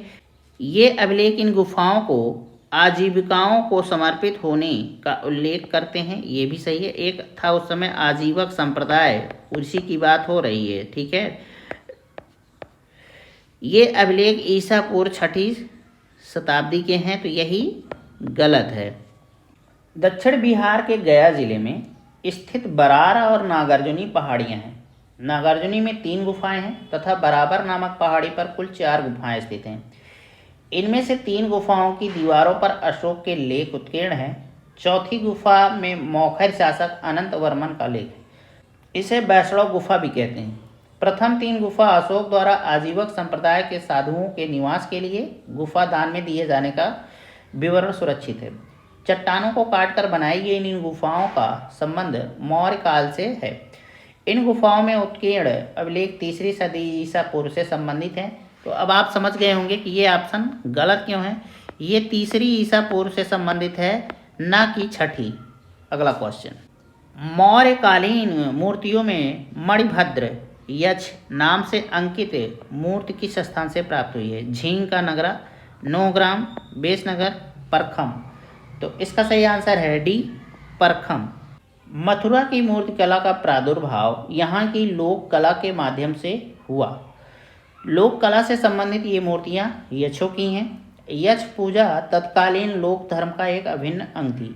यहाँ से सर्वाधिक महत्वपूर्ण परखम नामक ग्राम से प्राप्त मणिभद्र यक्ष की मूर्ति प्राप्त हुई है।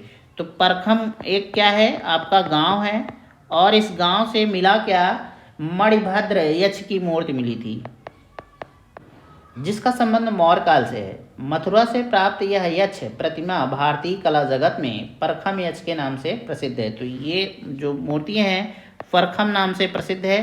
तो आई होप आपको ये बात समझ में आ गई होगी। अगला क्वेश्चन, निम्नलिखित में से कौन सा युग्म सही सुमेलित है?